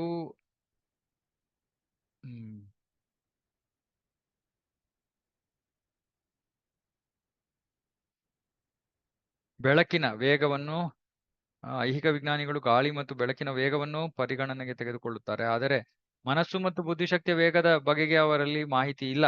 ಮನಸ್ಸಿನ ವೇಗವನ್ನು ಕುರಿತು ನಮ್ಮಲ್ಲಿ ಸ್ವಲ್ಪ ಮಟ್ಟಿಗೆ ಪರಿಮಿತ ಅನುಭವವಿದೆ. ಏಕೆಂದರೆ ಒಂದೇ ಕ್ಷಣದಲ್ಲಿ ನಮ್ಮ ಮನಸ್ಸನ್ನು 100,000 ಸಾವಿರಾರು ಮೈಲಿ ದೂರದ ಪ್ರದೇಶಗಳಿಗೆ ಸ್ಥಳಾಂತರಿಸಬಹುದು.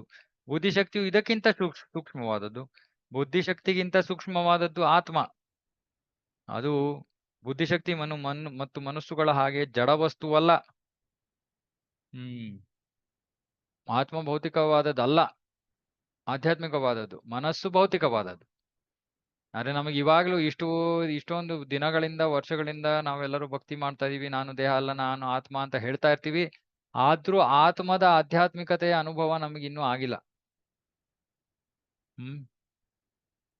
ಅಂದ್ರೆ ನಮಗೆ ಅನುಭವ ಆಗ್ತಾ ಇರೋದು ಮನಸ್ಸು, ಬುದ್ಧಿ, ಇನ್ನೂ ಇದೇ ಮಟ್ಟದಲ್ಲೇ ಇದೀವಿ ನಾವು. ಇನ್ನೂ ಮೇಲೆ ಏರಿಲ್ಲ, ಉನ್ನತ ಮಟ್ಟದ ಅನುಭವಗಳನ್ನ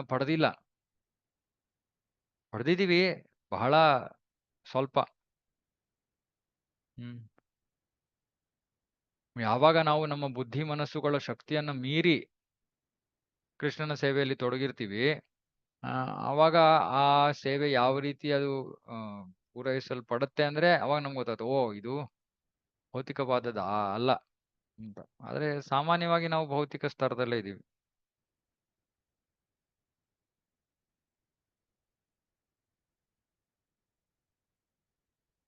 ಆದ್ದರಿಂದ ಆತ್ಮ ಒಂದು ಲೋಕದಿಂದ ಇನ್ನೊಂದು ಲೋಕಕ್ಕೆ ಪ್ರಯಾಣಿಸುವುದರಿಂದಲೇ ಅದರ ವೇಗವನ್ನು ನಾವು ಕಲ್ಪಿಸ್ಕೊಳ್ಬಹುದು.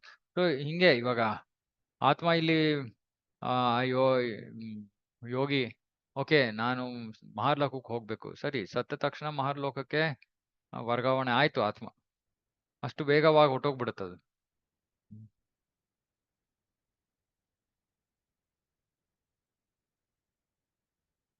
ಆತ್ಮವು ಸ್ವಶಕ್ತಿಯಿಂದ ಚಲಿಸುತ್ತದೆ ವಿನಾ ಯಾವುದೇ ಬಗೆಯ ಐಹಿಕ ವಾಹನದ ಸಹಾಯದಿಂದ ಅಲ್ಲ ಎನ್ನುವುದನ್ನು ಹೇಳಬೇಕಾಗಿಲ್ಲ. ಓಕೆ. ತಿನ್ನುವುದು, ಮಲಗುವುದು, ಭಯಪಡುವುದು ಮತ್ತು ಇಂದ್ರಿಯ ತುಷ್ಟಿಯ ಈ ಮೃಗೀಯ ನಾಗರಿಕತೆಯು ಮನುಷ್ಯನು ಎಷ್ಟು ಶಕ್ತಿಶಾಲಿಯಾದ ಆತ್ಮವನ್ನು ಹೊಂದಿದ್ದಾನೆ ಎನ್ನುವುದನ್ನು ಮರೆಸುವಂತೆ ಮನುಷ್ಯನನ್ನು ಹಾದಿ ತಪ್ಪಿಸಿದೆ. ಸೊ ನಾವು ಮಾಡ್ತಾ ಇರೋ ಕಾರ್ಯಗಳು, ತಿನ್ನುವುದು, ಮಲಗುವುದು, ಭಯಪಡೋದು, ಇಂದ್ರಿಯ ತೃಪ್ತಿ, ಇದೆಲ್ಲದರ ಪರಿಣಾಮ ಏನು ಅಂದ್ರೆ ನಾವು ಎಷ್ಟು ಶಕ್ತಿಶಾಲಿಯಾದ ಆತ್ಮವನ್ನು ಹೊಂದಿದೀವಿ ಅನ್ನೋದನ್ನೇ ನಾವು ಮರ್ತೋಗ್ಬಿಡ್ತಾ ಇದೀವಿ. ಆಕ್ಚುಲಿ ತುಂಬಾ ಮುಖ್ಯವಾದ ಒಂದು ವಾಕ್ಯ. ಆತ್ಮ ಬಹಳ ಪ್ರಬಲವಾದದ್ದು. ಆತ್ಮ ಈ ಭೌತಿಕ ಜಗತ್ತಿನಲ್ಲಿ ಸಿಕ್ಕಾಕೊಳ್ಳೋ ಅವಶ್ಯಕತೆ ಇಲ್ಲ. ಇಲ್ಲಿಂದ ಹೊರಗಡೆ ಹೋಗುವಷ್ಟು ಶಕ್ತಿ ಆತ್ಮಕ್ಕೆ ಇದೆ. ಅದನ್ನ ನಾವು ಮರ್ತು ಬಿಟ್ಟಿದೀವಿ. ಯಾಕಂದ್ರೆ ಯಾವಾಗ್ಲೂ ದೇಹದ ಮಟ್ಟದಲ್ಲೇ ಕೆಲಸ ಮಾಡ್ತಾ ಇದೀವಿ. ಯಾವಾಗ ನಮಗೆ ತಿಳ್ಕೊತೀವೋ ಆತ್ಮಕ್ಕೆ ಇಷ್ಟೊಂದು ಶಕ್ತಿ ಇದೆ, ಸುಮ್ನೆ ಆತ್ಮದ ಕೆಲಸ, ಆತ್ಮವನ್ನ ಸ್ವಲ್ಪ ಅದರ ನಿಜ ಶಕ್ತಿಯನ್ನು ಪ್ರದರ್ಶಿಸಕ್ಕೆ ಆತ್ಮಕ್ಕೆ ಅವಕಾಶವನ್ನು ಕೊಡಬೇಕು. ಯಾರ ಅವಕಾಶವನ್ನು ಕೊಡೋದು? ನಾವೇ. ಆತ್ಮಗಳಾಗಿ ನಾವೇ ನಮಗೆ ಅವಕಾಶವನ್ನು ಕೊಟ್ಕೋಬೇಕು. ಹೇಗೆ ಕೊಡ್ಬೇಕು? ಭೌತಿಕವಾಗಿ ತೊಡಗದೆ ಆಧ್ಯಾತ್ಮಿಕವಾದ ಒಂದು ಹಂತದಲ್ಲಿ ನಾವು ಜೀವನ ನಡೆಸಿದ್ರೆ ಅವಾಗ ಅದರ ಶಕ್ತಿಯ ಪ್ರದರ್ಶನಕ್ಕೆ ನಾವು ಒಂದು ಅವಕಾಶ ಮಾಡ್ಕೊಡ್ತೀವಿ.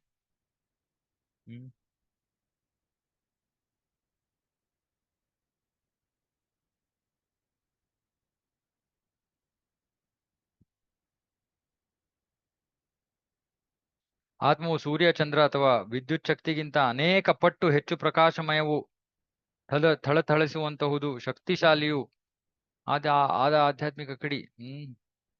ಮನುಷ್ಯನು ಆತ್ಮದೊಡನೆ ತನ್ನ ನಿಜವಾದ ಗುರುತನ್ನು ಕಂಡುಕೊಳ್ಳದಿದ್ದರೆ ಮಾನವ ಜೀವನವು ಹಾಳಾಗಿ ಹೋಗುತ್ತದೆ. ಮನುಷ್ಯನನ್ನು ಇಂತಹ ದಾರಿ ತಪ್ಪಿಸುವ ನಾಗರಿಕತೆಯಿಂದ ಪಾರು ಮಾಡಲು ಚೈತನ್ಯ ಮಹಾಪ್ರಭುಗಳು ನಿತ್ಯಾನಂದ ಪ್ರಭುಗಳೊಡನೆ ಅವತರಿಸಿದರು. ಅಪ್ಪ, ಇದೇನು ಎಷ್ಟು ದೊಡ್ಡ ಭಾವಾರ್ಥ ಇದು. ಇನ್ನು 6 ಪೇಜ್ ಇದೆ. ಯೋಗಿಗಳು ಬ್ರಹ್ಮಾಂಡದ ಎಲ್ಲಾ ಲೋಕಗಳಿಗೂ ಹೇಗೆ ಯಾನ ಮಾಡುತ್ತಾರೆ ಎನ್ನುವುದನ್ನು ಭಾಗವತ ವರ್ಣಿಸಿದೆ. ಜೀವಶಕ್ತಿಯನ್ನು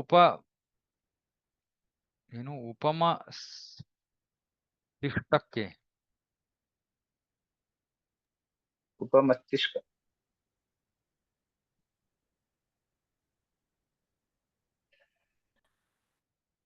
ಎರಡು ಹುಬ್ಬುಗಳ ನಡುವೆ.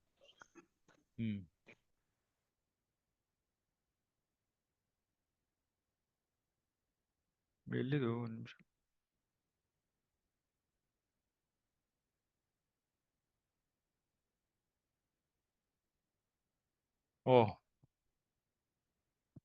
ತಲೆ, ಸೆರೆಬ್ರಮ್. ಓಕೆ. ಮಸ್ತಿಷ್ಕಕ್ಕೆ. ಓಕೆ, ಉಪಮಸ್ತಿಷ್ಕ. Okay, cerebrum. ಈ ಶಕ್ತಿಯು ಕಣ್ಣು, ಮೂಗು, ಕಿವಿ ಮುಂತಾದವುಗಳಿಂದ ಸಿಡಿದು ಹೊರಬರುತ್ತದೆ. ಏಕೆಂದರೆ ಈ ದ್ವಾರಗಳನ್ನು ಜೀವಶಕ್ತಿಯ 7ನೆಯ ಕಕ್ಷೆ ಎಂದು ಕರೆಯುತ್ತಾರೆ. ಆದರೆ ಯೋಗಿಗಳು ಸಂಪೂರ್ಣ ಶ್ವಾಸ ಬಂಧನವನ್ನು ಸಾಧಿಸಿ ಈ ದ್ವಾರಗಳನ್ನು ಮುಚ್ಚಬಲ್ಲರು. ಇಲ್ಲಿ ಹೇಳ್ತಾ ಇದಾರೆ, ಈ ಪ್ರಾಣವನ್ನ ನಾವು ತಲೆ ತನಕ ತಗೊಂಡೋದ್ರೆ ಅದು ಇಲ್ಲಿ ಅಲ್ಲಿ ಕಣ್ಣು, ಮೂಗು, ಬಾಯಿಂದ ಅಥವಾ ಕಣ್ಣು, ಕಿವಿ, ಮೂಗುಗಳಿಂದ ಹೊರಗಡೆ ಬಂದ್ಬಿಡ್ಬೋದು. ಯಾವ ರಂಧ್ರ ಇದೆಯೋ ಅಲ್ಲಿಂದ ಹೊರಗಡೆ ಬರ್ಬೋದು. ಆದ್ರೆ ಯೋಗಿಗಳು ಏನ್ ಮಾಡ್ತಾರೆ? ಇವೆಲ್ಲವನ್ನು ಮುಚ್ಚುತ್ತಾರೆ. ಕಣ್ಣು, ಕಿವಿ, ಮೂಗು ಎಲ್ಲವನ್ನು ಮುಚ್ಚುತ್ತಾರೆ. ಅವಾಗ ಅದಕ್ಕೆ ಹೋಗಕ್ಕೆ ಎಲ್ಲೂ ಜಾಗ ಆಗಲ್ಲ. ಅವಾಗ ಅದೇನ್ ಮಾಡತ್ತೆ? ಇಲ್ಲಿ ಹೇಳ್ತಾ ಇದ್ರೆ ಆಮೇಲೆ ಯೋಗಿ 2 ಹುಬ್ಬುಗಳ ನಡುವೆ ಅವನು ತನ್ನ ಧ್ಯಾನವನ್ನು ಕೇಂದ್ರೀಕರಿಸ್ತಾನೆ. ಆಗ ಆ ಕೇಂದ್ರೀಕರಿಸಿ ಅವನು ಯಾವ ಗ್ರಹಕ್ಕೆ ಹೋಗ್ಬೇಕು ಅಂತ ಇರ್ತಾನೋ ಅಲ್ಲಿಗೆ ಹೊರಟೋಗ್ಬೋದು. ಕೃಷ್ಣ ಲೋಕಕ್ಕೆ ಹೋಗ್ಬೇಕಂದ್ರೆ ಕೃಷ್ಣ ಲೋಕಕ್ಕೆ ಹೋಗ್ಬೋದು. ಅಷ್ಟು ಶಕ್ತಿ ಇದೆ.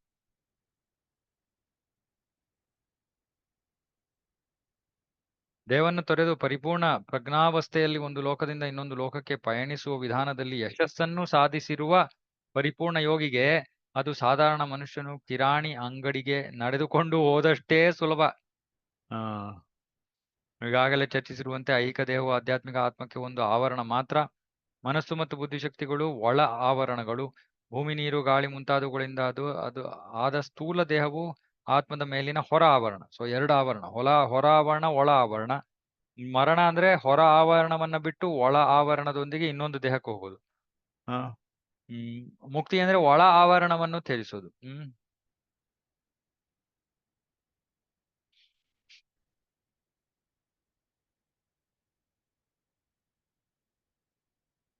ಹೀಗಿರುತ್ತಾ ಯೋಗ ಪ್ರಕ್ರಿಯೆಯಿಂದ ಸಾಕ್ಷಾತ್ಕಾರವನ್ನು ಪಡೆದಿರುವ ಜಡ ಮತ್ತು ಚೈತನ್ಯದ ನಡುವಣ ಸಂಬಂಧವನ್ನು ತಿಳಿದಿರುವ ಯಾವುದೇ ಪ್ರಗತಿ ಸಾಧಿಸಿದ ಆತ್ಮ ಪರಿಪೂರ್ಣ ಸ್ಥಿತಿಯಲ್ಲಿ ಹಾಗೂ ತಾನು ಬಯಸಿದಂತೆ ಆತ್ಮದ ಸ್ಥೂಲ ಉಡುಪನ್ನು ಕಳಚಿಕೊಳ್ಳಬಲ್ಲದು. ಈ ಸ್ಥೂಲ ಶರೀರವನ್ನ ಬಿಟ್ಟು ಹೋಗ್ಬೋದು.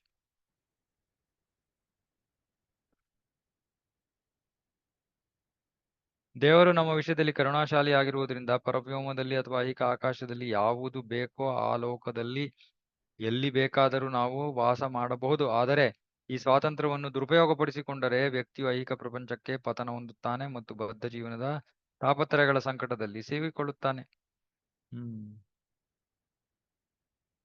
ಆತ್ಮದ ಆಯ್ಕೆಯಿಂದ ಆಗುವ ಪತನದಿಂದ ಐಹಿಕ ಪ್ರಪಂಚದಲ್ಲಿ ಯಾತನಾಮಯವಾದ ಬಾಳನ್ನು ದೂಡಬೇಕಾಗುತ್ತದೆ.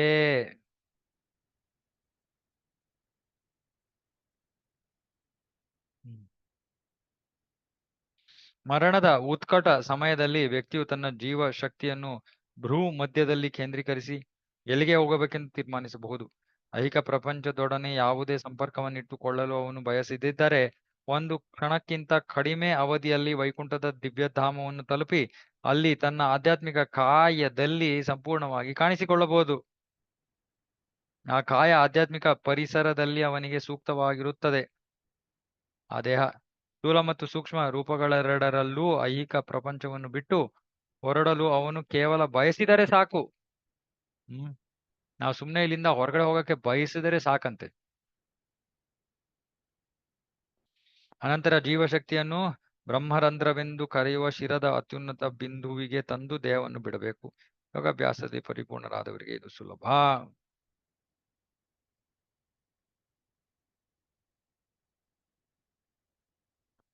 ಮನುಷ್ಯನಿಗೆ ಮುಕ್ತ ಮನಸ್ಸನ್ನು ಕೊಡಲಾಗಿದೆ ಅಷ್ಟೇ. ಐಹಿಕ ಲೋಕದಿಂದ ಮುಕ್ತನಾಗಲು ಅವನು ಬಯಸದಿದ್ದರೆ ಅವನು ಬ್ರಹ್ಮ ಪದದ ಜೀವನವನ್ನು ಭೋಗಿಸಬಹುದು. ಸಿದ್ಧ ಲೋಕವನ್ನು ಸಂದರ್ಶಿಸಬಹುದು. ಗುರುತ್ವಾಕರ್ಷಣ, ಅಂತರಿಕ್ಷ ಮತ್ತು ಕಾಲವನ್ನು ನಿಯಂತ್ರಿಸಬಲ್ಲವರು ಯಾರು? ಸಿದ್ಧ ಲೋಕದಲ್ಲಿರೋರು. ಆಗ ಅಲ್ಲಿಗೂ ಹೋಗ್ಬೋದು ಅವನು. ಐಹಿಕ ವಿಶ್ವದಲ್ಲಿರುವ ಈ ಉನ್ನತ ಲೋಕಗಳನ್ನು ಸಂದರ್ಶಿಸಲು ವ್ಯಕ್ತಿಯು ಮನಸ್ಸು ಮತ್ತು ಬುದ್ಧಿಶಕ್ತಿಯನ್ನು ತೊರೆಯಬೇಕಾಗಿಲ್ಲ. ಸ್ಥೂಲ ವಸ್ತುವನ್ನು ತೊರೆದರೆ ಸಾಕು. ಆದ್ರೆ ಈ ಮನಸ್ಸು, ಮುಕ್ತ ಮನಸ್ಸು ಅಂದ್ರೆ ನಮಗೆ ಏನು ಬೇಕೋ ನಾವು ಎಲ್ಲಿಗೆ ಬೇಕೋ ಹೋಗ್ಬೋದು. ಆ ನಿರ್ಧಾರ ಮಾಡೋ ಒಂದು ಸ್ವಾತಂತ್ರ್ಯ ನಮಗಿದೆ. ಹಾಗಾಗಿ ಒಬ್ರೊಬ್ರಿಗೆ ಸಿದ್ಧ ಲೋಕ ನೋಡ್ಬೇಕು, ಇನ್ನೊಂದು ನೋಡ್ಬೇಕು, ಮತ್ತೊಂದು ನೋಡ್ಬೇಕು ಅಂದ್ರೆ ಸುಮ್ಮನೆ ಭೌತಿಕ ಜಗತ್ತಿನಲ್ಲಿ ಪ್ರಯಾಣ ಮಾಡ್ತಾ ಇರ್ತಾರೆ. ಪ್ರತಿಯೊಂದು ಲೋಕಕ್ಕೂ ತನ್ನದೇ ಆದ ವಾತಾವರಣವಿದೆ. ಐಹಿಕ ವಿಶ್ವದಲ್ಲಿರುವ ಯಾವುದಾದರೂ ಲೋಕಕ್ಕೆ ಪಯಣಿಸಬೇಕೆಂದು ವ್ಯಕ್ತಿ ಬಯಸಿದರೆ ಆ ಲೋಕದ ಹವಾಮಾನ ಪರಿಸ್ಥಿತಿಗೆ ತನ್ನ ಐಹಿಕ ದೇಹವನ್ನು ಹೊಂದಿಸಿಕೊಳ್ಳಬೇಕಾಗುತ್ತದೆ. ಉದಾಹರಣೆಗೆ ಒಬ್ಬನು ಭಾರತದಿಂದ ಯುರೋಪಿಗೆ ಹೋಗಬೇಕೆಂದರೆ ಅಲ್ಲಿ ಹವಾಮಾನ ಪರಿಸ್ಥಿತಿ ಬೇರೆಯಾಗಿರುವುದರಿಂದ ಸೂಕ್ತವಾದ ಉಡುಪನ್ನು ಹಾಕಿಕೊಳ್ಳಬೇಕಾಗುತ್ತದೆ. ಅದೇ ರೀತಿಯಲ್ಲಿ ವ್ಯಕ್ತಿಯು ವೈಕುಂಠದ ದಿವ್ಯ ಲೋಕಗಳಿಗೆ ಹೋಗಬೇಕೆಂದರೆ ತನ್ನ ಮನಸ್ಸು, ಬುದ್ಧಿ, ಅಹಂಕಾರಗಳೆಂಬ ಸೂಕ್ಷ್ಮ ಉಡುಪನ್ನು ಇರಿಸಿಕೊಳ್ಳಬಹುದು. ಆದರೆ ಭೂಮಿ, ನೀರು, ಬೆಂಕಿ ಮುಂತಾದವುಗಳಿಂದ ಆದ ಸ್ಥೂಲ ಉಡುಪನ್ನು ಬಿಟ್ಟು ಹೋಗಬೇಕಾಗುತ್ತದೆ.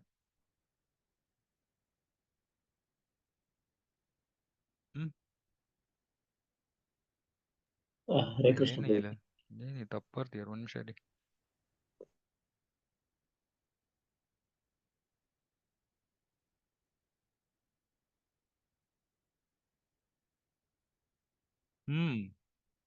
ಏ ಅಪ್ಪ ರಾಮ, ನೋಡಿ ಇಲ್ಲಿ ಎಷ್ಟು ಸುಮ್ನೆ ಹಂಗೆ ಓದ್ಕೊಂಡು ಹೊಟ್ಟೋಗ್ಬೋದಾಯ್ತು ಈ ವಾಕ್ಯ ನೋಡಿ. ಉಲ್ಟಾ ಬರ್ದಿದೆ. ಉದಾಹರಣೆಗೆ ಒಬ್ಬನು ಭಾರತದಿಂದ ಯುರೋಪಿಗೆ ಹೋಗಬೇಕೆಂದರೆ ಅಲ್ಲಿ ಹವಾಮಾನ ಪರಿಸ್ಥಿತಿ ಬೇರೆಯಾಗಿರುವುದರಿಂದ ಸೂಕ್ತವಾದ ಉಡುಪನ್ನು ಹಾಕಿಕೊಳ್ಳಬೇಕು. ಓಕೆ, ಅಷ್ಟ ಅರ್ಥ ಆಯ್ತು. ಅದೇ ರೀತಿಯಲ್ಲಿ ವ್ಯಕ್ತಿಯು ವೈಕುಂಠದ ದಿವ್ಯ ಲೋಕಗಳಿಗೆ ಹೋಗಬೇಕೆಂದರೆ ತನ್ನ ಮನಸ್ಸು, ಬುದ್ಧಿ, ಅಹಂಕಾರಗಳೆಂಬ ಸೂಕ್ಷ್ಮ ಉಡುಪನ್ನು ಇರಿಸಿಕೊಳ್ಳಬಹುದು. ನೋಡಿ ಎಂತಹ ಘೋರವಾದ ತಪ್ಪುಗಳು. ಅವ್ರು ಹೇಳ್ತಾ ಇದಾರೆ ವೈಕುಂಠಕ್ಕೆ ನಾವು ಸೂಕ್ಷ್ಮ ಶರೀರವನ್ನೇ ತಗೊಂಡು ಹೋಗ್ಬೋದು ಅಂತ. ಊರ್ಧ್ವ ಭೌತಿಕ ಲೋಕಗಳಿಗೆ ಹೋಗ್ಬೇಕಂದ್ರೆ ಸೂಕ್ಷ್ಮ ಶರೀರವನ್ನು ತಗೊಂಡು ಹೋಗ್ಬೋದು, ವೈಕುಂಠ ಲೋಕಗಳಿಗೆ ಅಲ್ಲ.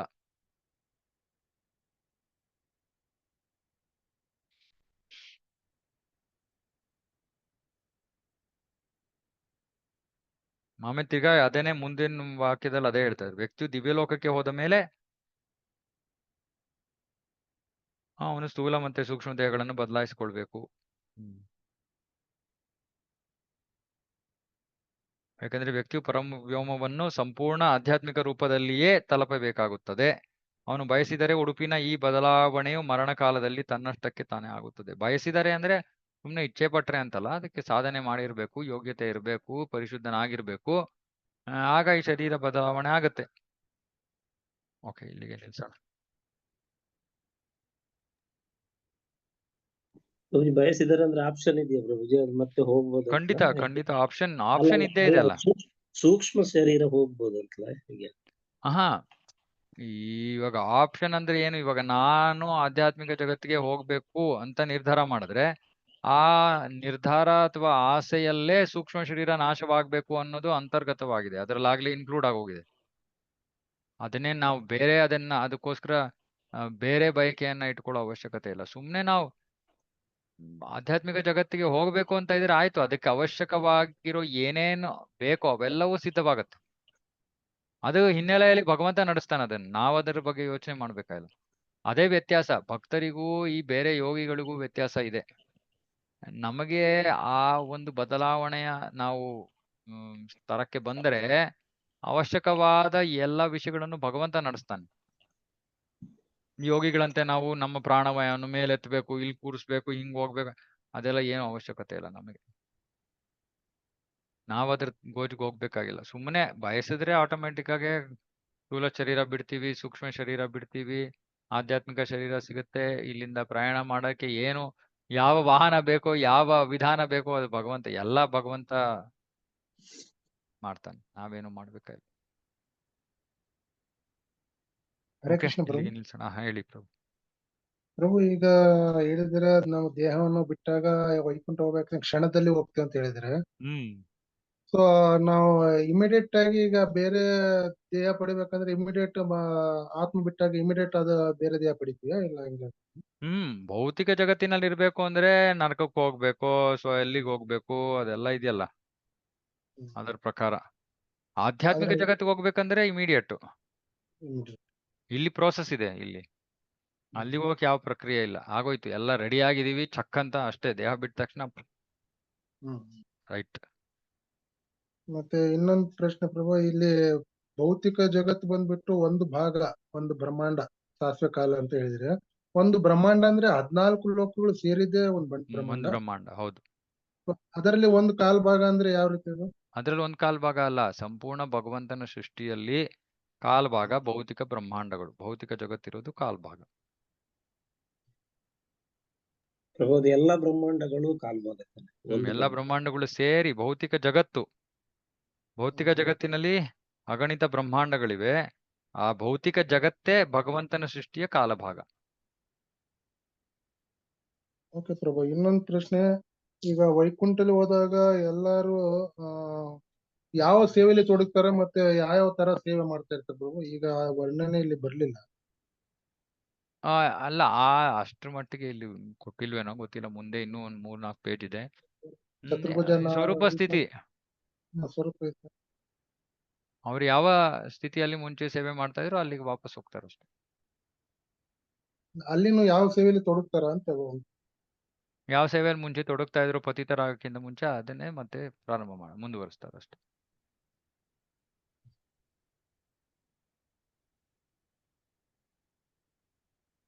ಓಕೆನಾ? ಓಕೆ ಏನಾದ್ರು ಪ್ರಭುಜಿ, ಸನಾತನ ಮತ್ತೆ ಶಾಶ್ವತ ಅದನ್ನ ಹೇಗೆ ಅರ್ಥ ಮಾಡ್ಕೋಬೇಕು? ಏನು ವ್ಯತ್ಯಾಸ ಇಲ್ಲ ಅನ್ಸುತ್ತೆ, ಎರಡು ಒಂದೇ. ಸನಾತನ ಅಂದ್ರೆ ಯಾವ ಅನಾದಿ ಕಾಲದಿಂದ ಇದೆ, ಶಾಶ್ವತ ಅಂದ್ರೆ ಮುಂದೆ ಭವಿಷ್ಯದಲ್ಲಿ ಶಾಶ್ವತವಾಗಿರುವಂತದ್ದು ಭೂತದಲ್ಲೂ ಶಾಶ್ವತವೇ. ಯಾವ ವಸ್ತು ಇಲ್ಲ ಭವಿಷ್ಯದಲ್ಲಿ ಮಾತ್ರ ಶಾಶ್ವತ, ಈ ವರ್ತಮಾನದಲ್ಲಿ ಇಲ್ಲ, ಅಥವಾ ಭೂತಕಾಲದಲ್ಲಿ ಇರ್ಲಿಲ್ಲ ಭವಿಷ್ಯದಲ್ಲಿ ಮಾತ್ರ ಶಾಶ್ವತ ಅಂತ ಏನೂ ಇಲ್ಲ. ಸನಾತನಕ್ಕೆ ಶಾಶ್ವತ ಅಂತ ಉಪಯೋಗಿಸ್ಬೋದು, ಎರಡು ಒಂದೇ. ಒಮ್ಮೆ ಅದು ಒಂದೊಂದ್ಸತಿ ಕಾಂಟೆಕ್ಸ್ಟ್ ಅಲ್ಲಿ ಸ್ವಲ್ಪ, ಇವಾಗ ಅಂದ್ರೆ ನಾವು ಯಾವುದೋ ಒಂದು ವಸ್ತುವಿನ ಬಗ್ಗೆ ಅಥವಾ ನಮ್ಮ ಸಂಬಂಧ ಶಾಶ್ವತವಾಗಿ ಉಳಿಯುತ್ತೆ ಅಂತ ಹೇಳ್ಬೇಕಾದ್ರೆ ಅದು ಹಿಂದೆ ಇರ್ಲಿಲ್ಲ, ಹಾಗಾಗಿ ಶಾಶ್ವತ ಅಂತ ಉಪಯೋಗಿಸ್ತೀವಿ. ನಾವು ಸನಾತನ ಅಂದ್ರೆ ನಾವು ಯಾವಾಗಲೂ ಆತ್ಮವಾಗೇ ಇದ್ದೀವಿ, ಯಾವ ಸಮಯದಲ್ಲೂ ನಾವು ಆತ್ಮವಾಗಿ ಇಲ್ಲದೆ ಇಲ್ಲ, ಹಾಗಾಗಿ ನಾವು ಸನಾತನ. ಅರೆ ನಮ್ಮ ಭಗವಂತನೊಂದಿಗಿನ ಸಂಬಂಧ ಸನಾತನ ಅಂತ ಹೇಳಿದ್ರು ಕೂಡ ಅದು ಮಧ್ಯೆ ಮುರಿದಿದೆ, ಹಾಗಾಗಿ ಒಂದ್ ರೀತಿಯಲ್ಲಿ ಆ ಶಾಶ್ವತವಾಗತ್ತೆ ಅಂತ ಹೇಳ್ಬೋದು. ಭವಿಷ್ಯದ ಬಗ್ಗೆ ಮಾತಾಡ್ಬೋದು ಅಷ್ಟೇ, ಟೆಕ್ನಿಕಲ್ ಸ್ವಲ್ಪ. ಅಂದ್ರೆ ಭಗವದ್ಗೀತೆಯಲ್ಲಿ ಎರಡು ವರ್ಡ್ ಕೂಡ ಕೊಟ್ಟಿದ್ದಾರೆ, ಆತ್ಮ ಸನಾತನವಾಗಿದ್ದು ಮತ್ತೆ ಶಾಶ್ವತವಾಗಿತ್ತು ಅನ್ನು ಕೂಡ ಕೊಟ್ಟಿದ್ದಾರೆ. ಹೇಳಿದ್ದು ಹೌದಾ? ಸಾಮಾನ್ಯವಾಗಿ ಎರಡು ಒಂದೇ, ಬಟ್ ಬಳಕೆಯಲ್ಲಿ ವಾಕ್ಯದ ಮೇಲೆ ಒಂದು ಪದವನ್ನ ನಾವು ಆಯ್ಕೆ ಮಾಡ್ಕೋಬಹುದು ಇನ್ನೊಂದರ ಮೇಲೆ, ಅದು ಸಾಹಿತ್ಯ ಅಷ್ಟೆ. ಸರಿ ಪ್ರಭು. ಮತ್ತೆ ಪುರಾಣವಾದದಂದ್ರೆ ಅದು ಯಾವ ತರ ಮೀನಿಂಗ್ ಕೊಡ್ತದೆ? ಹಳೇದು ಅಂತ. ಹಳೇದಂದ್ರೆ ಮತ್ತೆ ಸನಾತನನೇ ಬರ್ತದೆ. ಹೌದು, ಆದ್ರೆ ಅದೇ ಹೇಳ್ತಾ ಇರೋದು, ಇವಾಗ ಸನ್ನಿವೇಶದಲ್ಲಿ ಯಾವುದರ ಮೇಲೆ ಒತ್ತು ಕೊಡ್ತಾ ಇದಾರೋ ಅದರ ಮೇಲೆ ಹೋಗುತ್ತೆ. ತುಂಬಾ ಹಳೇದು ಅಂದ್ರೆ ಆಮೇಲೆ ಅವನು ಹಳೇದಾಗಿದ್ರು ಅವನು ವೃದ್ಧನಲ್ಲ. ಹಾಗೆ ಅಂದ್ರೆ ಬೇರೆ ಬೇರೆ ಅಂಶಗಳ ಬಗ್ಗೆ ಅದಕ್ಕೆ ಹೇಳಿದ್ದು ಅದ್ವಯ ತತ್ವ ಅಂದ್ರೆ ಅದರಲ್ಲಿ ಎಷ್ಟೊಂದು ಗುಣಗಳಿದೆ, ಒಂದೊಂದು ಗುಣಗಳನ್ನ ಒಂದೊಂದು ರೀತಿಯಲ್ಲಿ ಒಂದೊಂದು ಸನ್ನಿವೇಶದಲ್ಲಿ ಅದರ ವಿಶ್ಲೇಷಣೆ ನಡೀತಾ ಇರುತ್ತೆ, ಅನಾಲಿಸಿಸ್ ನಡೀತಾ ಇರುತ್ತೆ, ಅದರ ಪ್ರಕಾರ ಬೇರೆ ಬೇರೆ ಪದಗಳನ್ನ ಉಪಯೋಗಿಸ್ತಾರೆ. ಯಾಕಂದ್ರೆ ಆ ಒಂದು ಅಂಶಗಳನ್ನ ಒತ್ತು ಹೇಳೋದಕ್ಕೆ, ಆ ಸೆಂಟೆನ್ಸ್ ಗೆ ಅನುಗುಣವಾಗಿ ಆ ವರ್ಡ್ ಅಂದ್ರೆ ಇವೆಲ್ಲ ಗುಣಗಳನ್ನ ಕೊಡ್ತಾರಲ್ಲ, ಅವಾಗ ನಾವು ಯಾವುದೋ ಒಂದು ವಿಷಯದ ಬಗ್ಗೆ ಮಾತಾಡ್ತಿರುವಾಗ ಈ ಎಲ್ಲವೂ ಕೂಡ ಸಮಾನ ಪದಗಳೇ. ಎಲ್ಲವೂ ಕೂಡ ಒಂದೇ ವಸ್ತುವಿನ ಬೇರೆ ಬೇರೆ ಗುಣಗಳು. ಆ ವಸ್ತುವಿನ ಯಾವ ಗುಣ ಯಾವಾಗ ಅವಶ್ಯಕವೋ ಅದರ ಪ್ರಕಾರ ನಾವು ವಾಕ್ಯದಲ್ಲಿ ಅದನ್ನು ಉಪಯೋಗಿಸ್ತೀವಿ. ಇವಾಗ ಉದಾಹರಣೆಗೆ ಕೃಷ್ಣ ಆದಿ ಪುರುಷ, ಪುರಾಣ ಪುರುಷ, ಅರೆ ನವಯೌವನಂಚ ಅಂದಾಗ ಅವನು ಆದಿ ಪುರುಷ ಅಂತ ಹೇಳೋದಕ್ಕೆ ಕಾರಣ ಏನು? ಯಾಕಂದ್ರೆ ವಯಸ್ಸಿನ ಬಗ್ಗೆ ಮಾತಾಡ್ತಾ ಇದಾರೆ, ಹಾಗಾಗಿ ಅವಾಗ ಪುರಾಣ ಪುರುಷ ನವಯೌವನಂಚ. ಅಲ್ಲಿ ಅವನಿಗೆ ಸನಾತನ ಅಂತ ಹೇಳಲ್ಲ, ಯಾಕಂದ್ರೆ ಅಲ್ಲಿ ಚರ್ಚೆ ಆಗ್ತಾ ಇರೋ ವಿಷಯ ಬೇರೆ. ಗೊತ್ತಾಯ್ತಲ್ಲ? ಓಕೆ, ಏನಾದ್ರು ಯಾರಿಗಾದ್ರು? ಇವು ಆಧ್ಯಾತ್ಮಿಕ ಜಗತ್ತು ಎಲ್ಲ ಮಾತಾಡುತ್ತೆ ಅಂತ ಹೇಳಿದ್ರೆ ಯಾವ ತರ? ಆ ಆಧ್ಯಾತ್ಮಿಕ ಜಗತ್ತು ಎಲ್ಲವೂ ಮಾತಾಡುತ್ತೆ ಅಂತ ಹೇಳಿರಿ. ಎಲ್ಲವೂ ಮಾತಾಡತ್ತೆ ಅಂದ್ರೆ ಎಲ್ಲವೂ ಭಗವಂತನ ಜೊತೆ ಸಂಪರ್ಕದಲ್ಲಿರುವಂತದ್ದು. ಯಾವುದು ಅಲ್ಲಿ ಇವಾಗ ನೀರು ಹೇಗ್ ಮಾತಾಡುತ್ತೆ? ನೀರಿನ ಶಬ್ದದ ಮೂಲಕ ಮಾತಾಡ್ತಾ ಇದೆ. ಎಲ್ಲವೂ ಕೂಡ ಮಾತಾಡುತ್ತೆ ಅಂದ್ರೆ ಎಲ್ಲವೂ ಎಲ್ಲದರ ಒಂದು ಅಲ್ಲಿ ಎಲ್ಲ ಪ್ರಜ್ಞಾಪೂರ್ಣವಾಗಿರುವಂತವು, ಪ್ರಜ್ಞಾಪೂರ್ಣ. ಹಾಗಾಗಿ ಅವುಗಳಿಗೆ ಯಾವ ಹೇಗೆ ಹೇಳ್ಬೇಕು, ಇವಾಗ ನೀರಿಗೆ ಮಾತು ಅಂದ್ರೆ ಅದರ ಶಬ್ದ, ಹಾಗೆ ಅಂದ್ರೆ ಅವಕ್ಕೆ ಸ್ವಾಭಾವಿಕವಾಗಿ ಯಾವ ಗುಣವಿದೆಯೋ ಆ ಗುಣದಿಂದಲೇ ಆ ಪ್ರಜ್ಞಾಪೂರ್ವಕ ವ್ಯವಹಾರ ನಡೆಸಲ್ಪಡತ್ತೆ. ಅಂದ್ರೆ ನೀರು ಪ್ರಜ್ಞಾಪೂರ್ವಕವಾದದ್ದು, ಸಂಪೂರ್ಣ ಕೃಷ್ಣ ಪ್ರಜ್ಞೆಯಲ್ಲಿರೋದು. ನೀರು ಕೃಷ್ಣನಿಗೆ ಪ್ರೀತಿಯನ್ನ ತೋರಿಸ್ಬೇಕು ಅಂದ್ರೆ ಅದು ಮಾತಾಡ್ಬೇಕು ಅಂದ್ರೆ ಅದು ನೀರು ತನ್ನ ಶಬ್ದ ಮಾಡೋದ್ರ ಮೂಲಕ ಭಗವಂತನ ಜೊತೆ ಮಾತಾಡತ್ತೆ. ಆ ಭಾಷೆ ಭಗವಂತನಿಗೆ ಅರ್ಥ ಆಗತ್ತೆ, ಯಾಕಂದ್ರೆ ಎಲ್ಲಾ ಆಧ್ಯಾತ್ಮಿಕವಾದದ್ದು ಅಲ್ಲಿ. ಇದು ನಮ್ಗೆ ಅಚಿಂತ್ಯ ಇವಾಗ. ಬಟ್ ನಾವು ಒಂದೇ ತಿಳ್ಕೋಬೇಕು, ಏನು ಅಂದ್ರೆ ಪ್ರಜ್ಞಾಪೂರ್ವಕವಾಗಿರೋದ್ರಿಂದ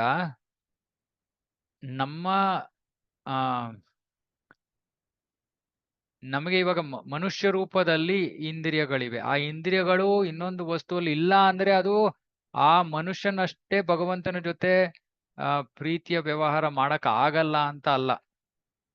ಗೊತ್ತಾಗ್ತಾ ಇದೆ ಅಲ್ವಲ್ಲ? ಇವಾಗ ಮನುಷ್ಯನಿಗೆ ಕಣ್ಣಿದೆ, ಕೈಯಿದೆ, ಕಾಲಿದೆ, ಅವನ್ ಏನೇನೋ ಮಾಡ್ಬೋದು. ಹಾಗಾಗಿ ಅವನ ಭಗವಂತನೆಡೆಗಿನ ಅವನ ಪ್ರೀತಿ ಪೂರ್ಣವಾದದ್ದು. ನೀರಿನಲ್ಲಿ ಕೈ ಇಲ್ಲ, ಕಾಲಿಲ್ಲ, ಹಾಗಾಗಿ ಅದರ ಭಗವಂತನೆಡೆಗಿನ ಪ್ರೀತಿ ಅಲ್ಪವಾದದ್ದು ಅಥವಾ ಭಾಗಶಃವಾದದ್ದು ಅಲ್ಲ. ಆ ನೀರಿನಲ್ಲಿ ಏನೇನು ಗುಣಗಳು ಕೊಟ್ಟಿದಾನೋ ಭಗವಂತ, ಆ ಗುಣಗಳ ಮೂಲಕವೇ ನೀರು ತನ್ನ ಪ್ರೀತಿಯನ್ನ ಭಗವಂತನಿಗೆ ತೋರಿಸುತ್ತೆ. ಮತ್ತೆ ಭಗವಂತ ಅದನ್ನ ಅರ್ಥ ಮಾಡ್ಕೋತಾನೆ, ಸ್ವೀಕಾರ ಮಾಡ್ತಾನೆ. ಅರ್ಥ ಆಗ್ತಾ ಇದೆಯಾ ನಾನೇನ್ ಹೇಳ್ತಾ ಇದೀನಿ ಅಂತ? ಅರ್ಥ ಆಯ್ತು. ಓಕೆ. ಮುಗ್ಸೋಣ. श्री चैतन्य चरितामृत की जय, जगत गुरु श्रील प्रभुपाद की जय, वांछा कल्पतरुभ्यश्च कृपा सिंधुभ्यो पतितानां पावनेभ्यो वैष्णवेभ्यो नमः। हरे कृष्ण। हरे कृष्ण।